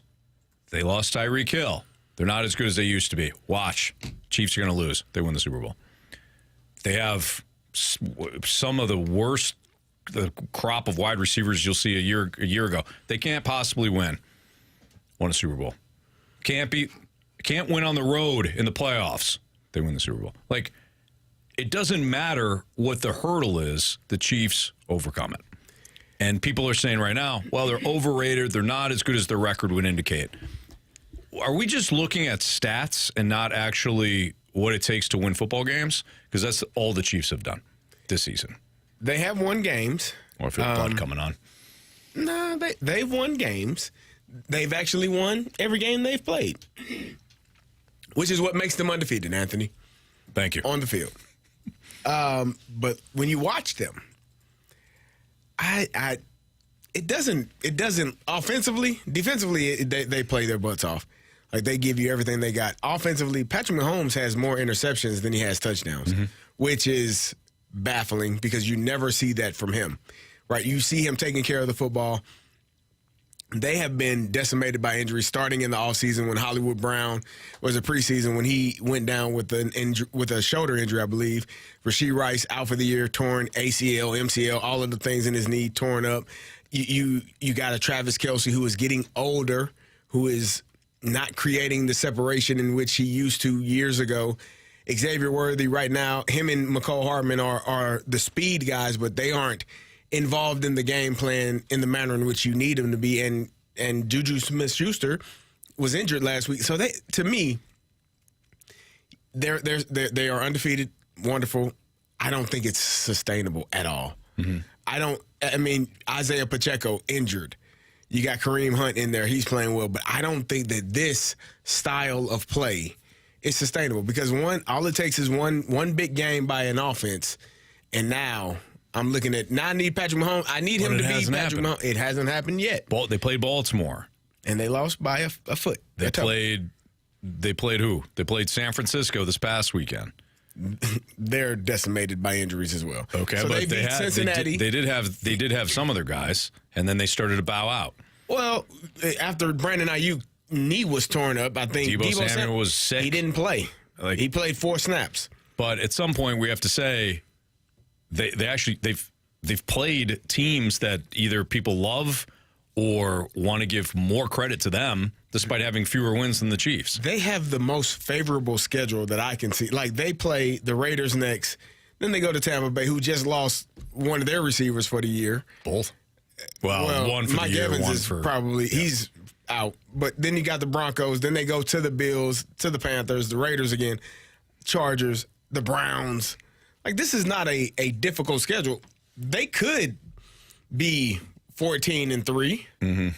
I don't think that they're going to win a championship, though. So Droid FX, I want to hear your thoughts, Marsh, real quick. Droid FX had an interesting point on this. He goes, when other teams play the Chiefs, they choke. The other teams choke. Well, what does that say then about the Chiefs? And I think it's an interesting point by Droid FX. I really do.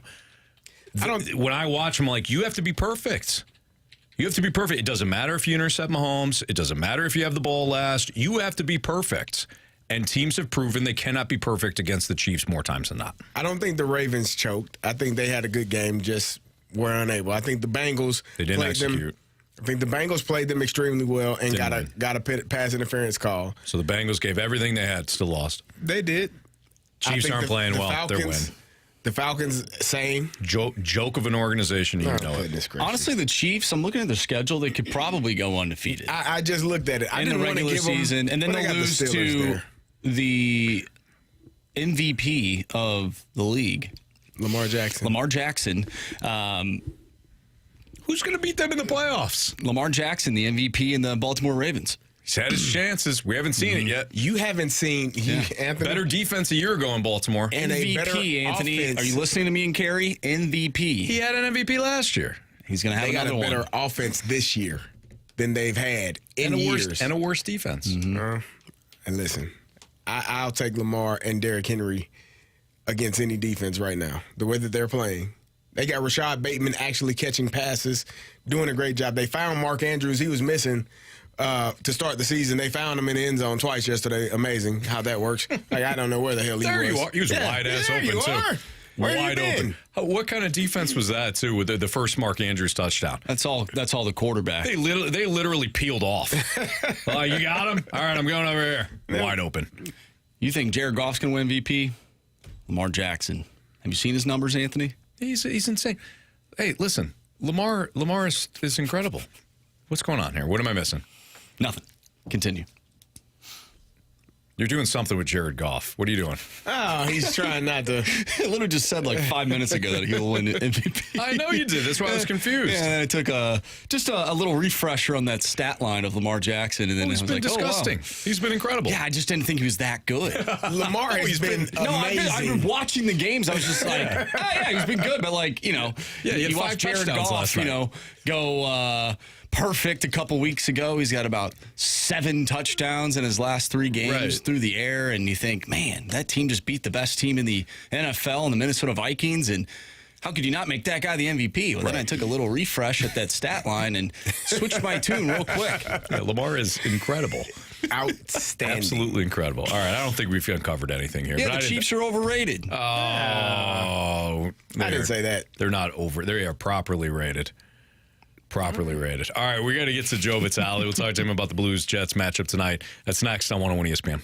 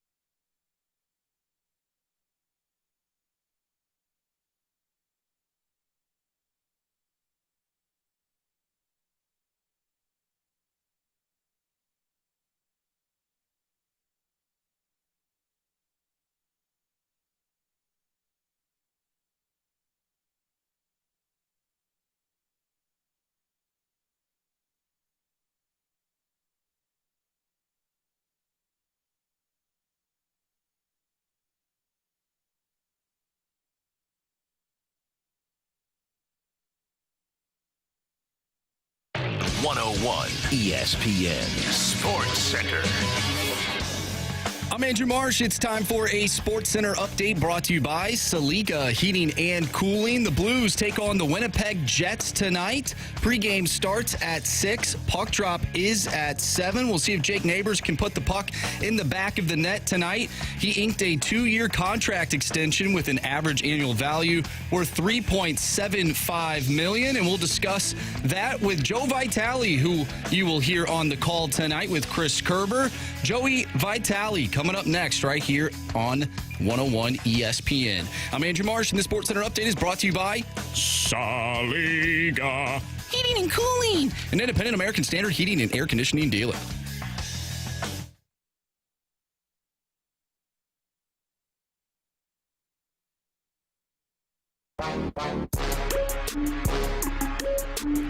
Tonight, you can listen to the Blues and the Jets right here on 101 ESPN, starting with the pregame in a half hour, 6 o'clock.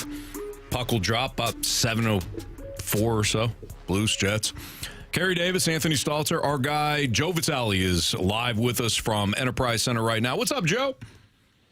Hey, boys, doing well. How are you this evening? We're doing good. Not as good as Jake Neighbours, though. He signs a 2-year contract extension with the overall value is $7 million. What do you think about the contract deal for the extension there for Jake Neighbours? Oh man, love it. Love it for Jake. Love it for the Blues. It needed to happen.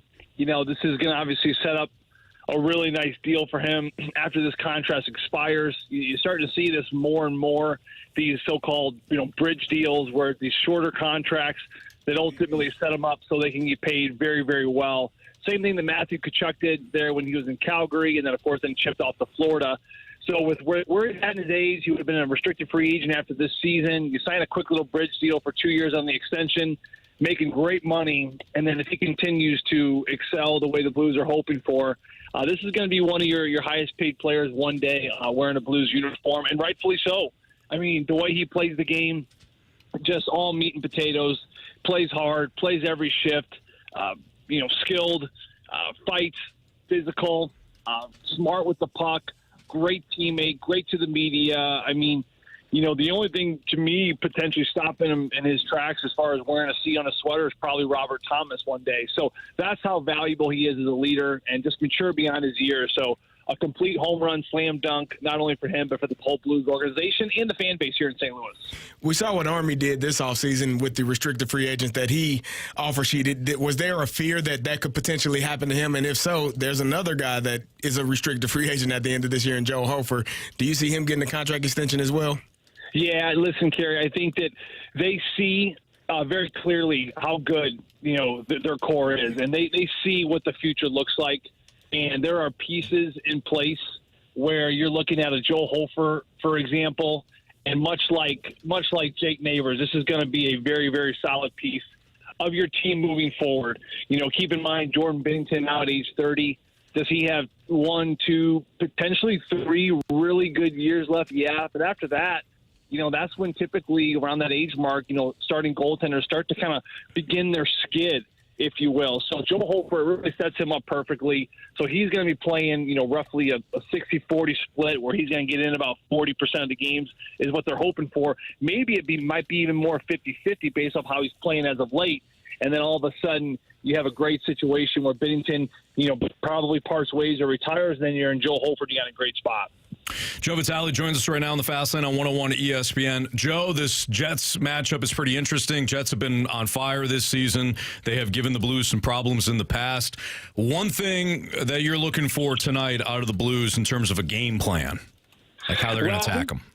Yeah, I think the biggest thing, Stoltz, that I'm going to be kind of keeping an eye on is where is this Robert Thomas line, and can they be effective? I think that you look at the last couple home games especially, it was really the Braden Shen line that has been absolutely dynamic. The way they play, the way they're playing direct, they're playing north, they're playing fast. I talked to Matthew Joseph for a while this morning.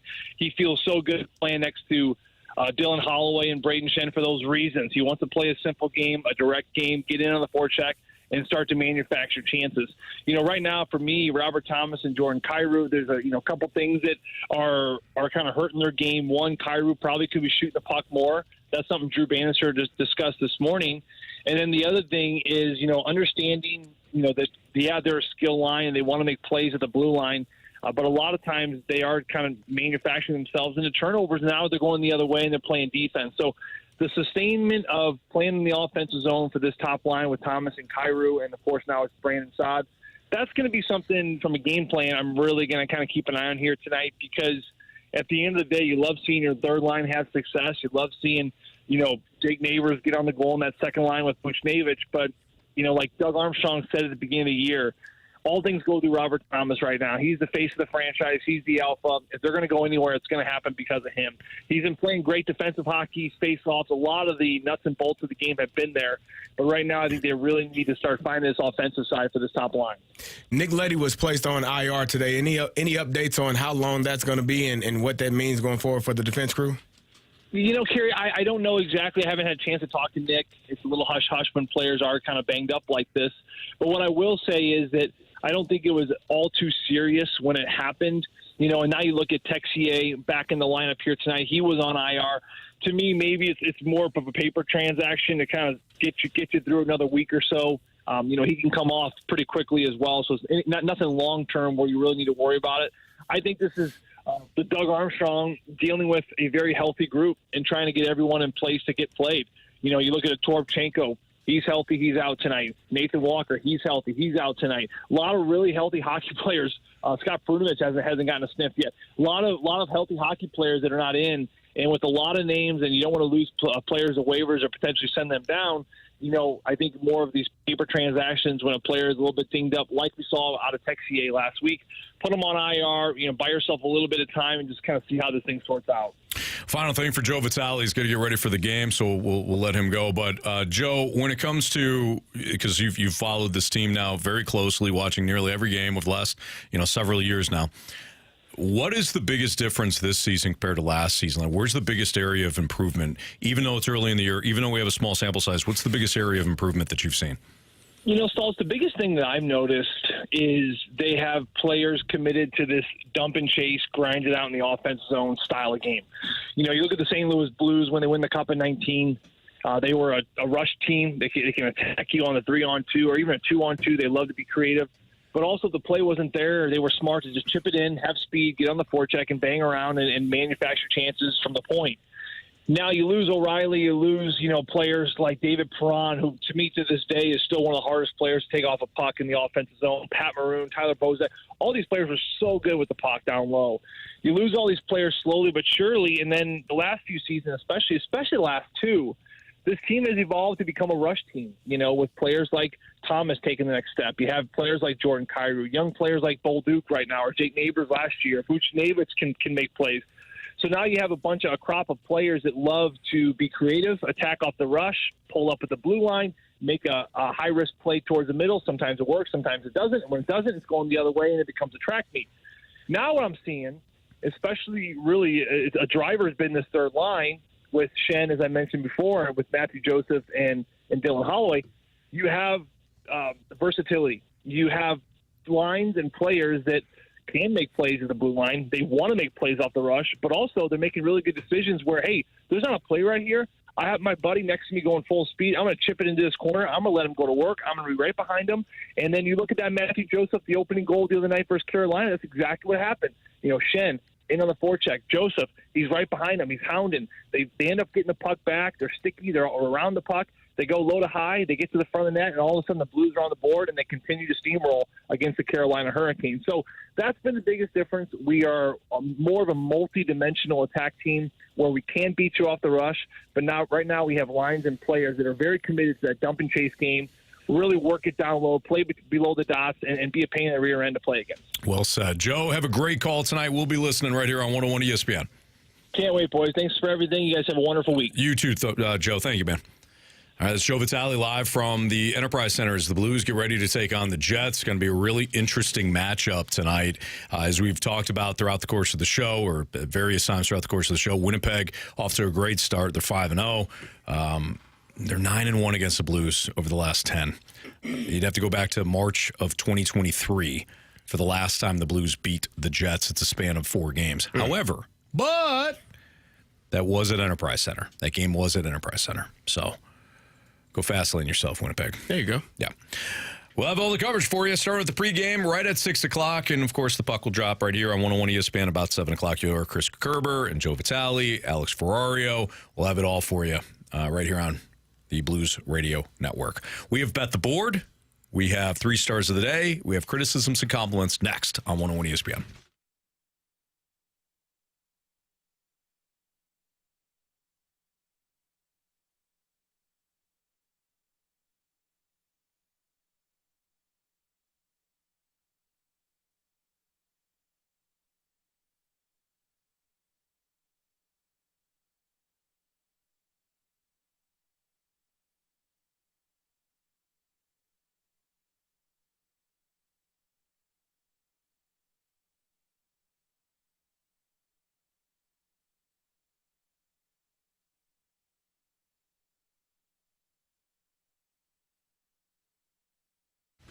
If you or someone in your family needs a new ride, you got to head out to Auto Centers Nissan Herculaneum. Talk to my friends out there. They're fantastic. In fact, you can actually start at autocentersnissan.com.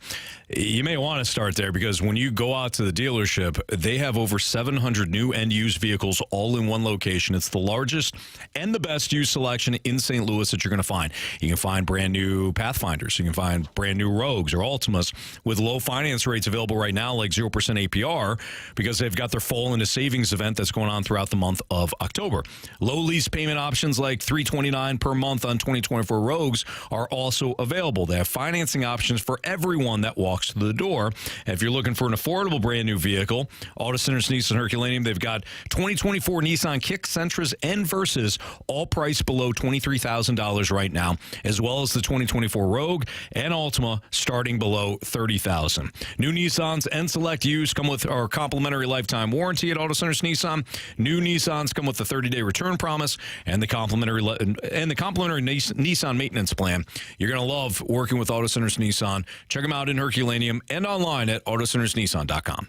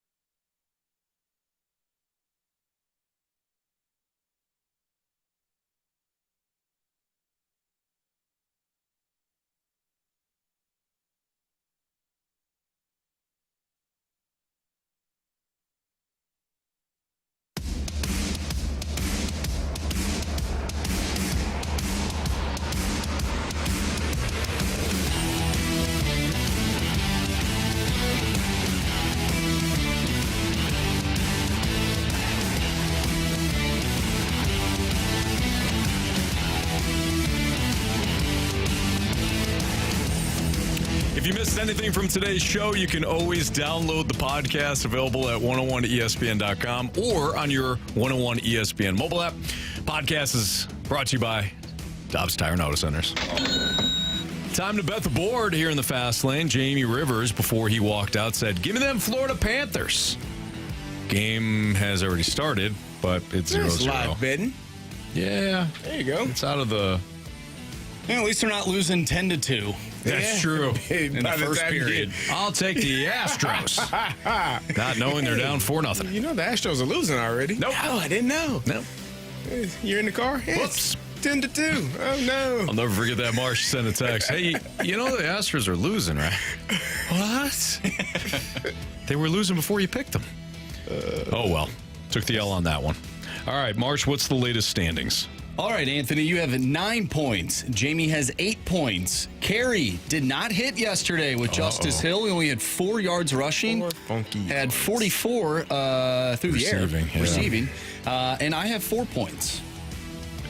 So I finally hit one yesterday. Nice job, Marsh. Nice job. A little rough tonight. Not really. A lot of sports on. Yeah, that's true.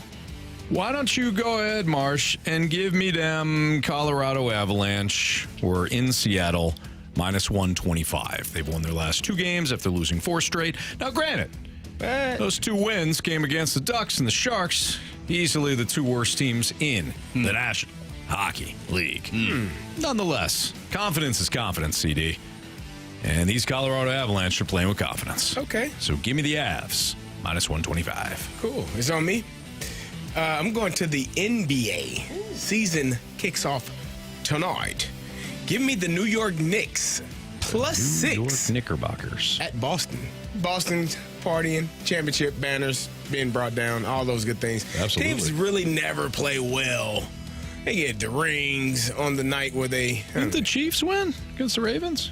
Yeah, that's football, But Anthony. they lost last year to the Lions. It's basketball. We're talking basketball. We're talking basketball. Yeah, basketball. Okay, good. Nah, that's good. All right, Marsh, what do you got? I'm taking Kyle Connor over 3.5 shots on goal tonight. Oh, CC. Wow. Hopefully, all 4 of those shots don't go in. Why don't you just take the Jets while you're at it? You're sitting there with your Wayne Gretzky jersey on. You're ready to go to the game tonight, and you have the huevos rancheros to take Jets player. Why don't you just go ahead and take Winnipeg? Give me Kyle Connor over 3.5 shots on goal. Okay. What do we got for criticisms and compliments? All right. The Waterboy says CD Stalter coaches the undefeated Falcons. He knows everything. Yeah, you're right. Well, in fairness, we're 5-1. You got 1 loss. Yeah. Now, since the spring, we're 13-1. Now, that's not bad, Anthony. And the 1 loss, we played all second graders. And you are what? All first graders. There you go. So we have a real Kalen DeBoer right here on our hands. I thought you were going to say something else. I thought you were going to say something else. Never mind. CD's always a part of our coaching staff. CD actually has helped me design some plays. Yeah, he's exactly that. He's a special advisor. Special project. I always come to CD. I'm like, hey, CD, this is what I'm thinking. He's like, I would actually run the fullback into the flat area. That's hilarious. I'm reading the text. Did you say Kyle Connor? Yeah, Kyle Connor. I said CC. I missed it. I didn't hear it. Kyle with a C. You never heard of that? Yeah. You talking about 314? I totally missed it. I didn't pick up on it. How would you even spell that? I don't know. Yeah. That's damn funny, though. From the 620, you guys have some rhythm. Thank you. Thank you. Oh, that was probably from the basketball. We're talking basketball. We're talking basketball. basketball is my favorite sport. I like the way they dribble up and down the court. Nice. Yeah, there we go. Man, look, Curtis Blow. It's a great tune from a great documentary about a child who finds shoes hanging off a telephone pole. Right. Yeah. The lightning came down and struck said shoes. Yeah. Those shoes happen to be Michael Jordan's old kicks. Unbelievable. And then he became one of the best basketball players in ever, Bob, until his shoes broke. Yeah, that's a good call. I mean, what a documentary. Yeah. What an inspiring story. Great documentary. Yeah. Yeah. And then He's a kid, too. Mr. Biddleman, that Arizona Diamondback, tried to ruin a great night for Calvin. Yeah, he did. Yeah. Mr. Biddleman. Get the hell out of here. Go Mr. fast. Biddleman, Go fast lane yourself, Mr. That Biddleman. guy, you know why he ended up that way? Because Why? Biff kept bullying him his entire life. Yeah. I think that's the same guy. Biff? Biff? Biff. Yeah, the same. Yeah, I That's the think same you're guy. right. He turned in call him Mr. Bitterman. That Biff, he's bitter. That Biff guy, real problem in multiple documentaries. Yeah. Multiple. Yeah. In fact, he went into the future or the past or whatever it was. Went back to the future. Yeah. He went back to the future. Back to the future. And found this damn book that had all the champions. Yeah, I know. Yeah, I was looking for that book. I'm still looking for it, actually. Yeah. Is that what you've been doing in the office? Building that thing? I wonder why he had an old DeLorean. He's working on it. I'm like, what the hell is this guy doing? Hey, maybe a classic car guy? Yep. Love it. See if I can go back in time. All this knowledge. 2016, the Cubs are going to win it all. No way. They are. Yeah. Put all your money on it. Yeah, they did. So earlier we had the 5 o'clock hour rolled around. Oh, we boy. tried Let's Get Spicy. It didn't really hit as well as we thought it would. Although I just played it during the break. I thought it sounded better it wasn't than bad. Yeah. It wasn't bad. It wasn't good though. No, it wasn't. But from the 314, you can't force greatness, Anthony. Yeah, that's a good call out, and they're right, ultimately. When you're right, you're right. And that person's right. We just got to, work on it, workshop some things, get in the lab. We'll come back and we'll be better. You know what? Like Jeff Fisher used to say when he was the coach of the Rams, we'll take a look at the film and we'll fix it. There you go. Now, he never fixed it. He did, Anthony. Not once. Yeah, but, he did. But we will. He took a team to the... No, he didn't, actually. Yeah, he did. Yeah. He took a team to the Super Bowl, but that was many years prior. Yeah. I'm talking about with the Rams. I mean, every loss, and there were a lot of them. He said, and I quote, we'll get it fixed. Mm-hmm. And he didn't. No, Anthony. I like it all. Well, he won't be a star today, or probably ever, but let's get to our 3 stars. Our third star of the day goes out to Chris Davis. Yeah, Chris Davis. Yes. Crash Davis. Yes. Yeah. All right. Second star of the day goes out to Tony Romo. Yeah. Go ahead, Marsh. Hey, what do you got? We only got about 30 seconds here. We got about 30 seconds here, Jim. First star. I don't know, Jim. First star of the day goes to having a single Buckeye on your helmet. And beating those guys. Yes, absolutely. If you wonder what the hell we're talking about, well, go ahead and check out the podcast. All right, that'll do it for us. Don't forget, we got Blues Jets pregame starting at 6 o'clock. For Andrew Marsh, our good buddy Jamie Rivers, who's doing some TV work tonight, Carey Davis, and Anthony Stalter. See ya.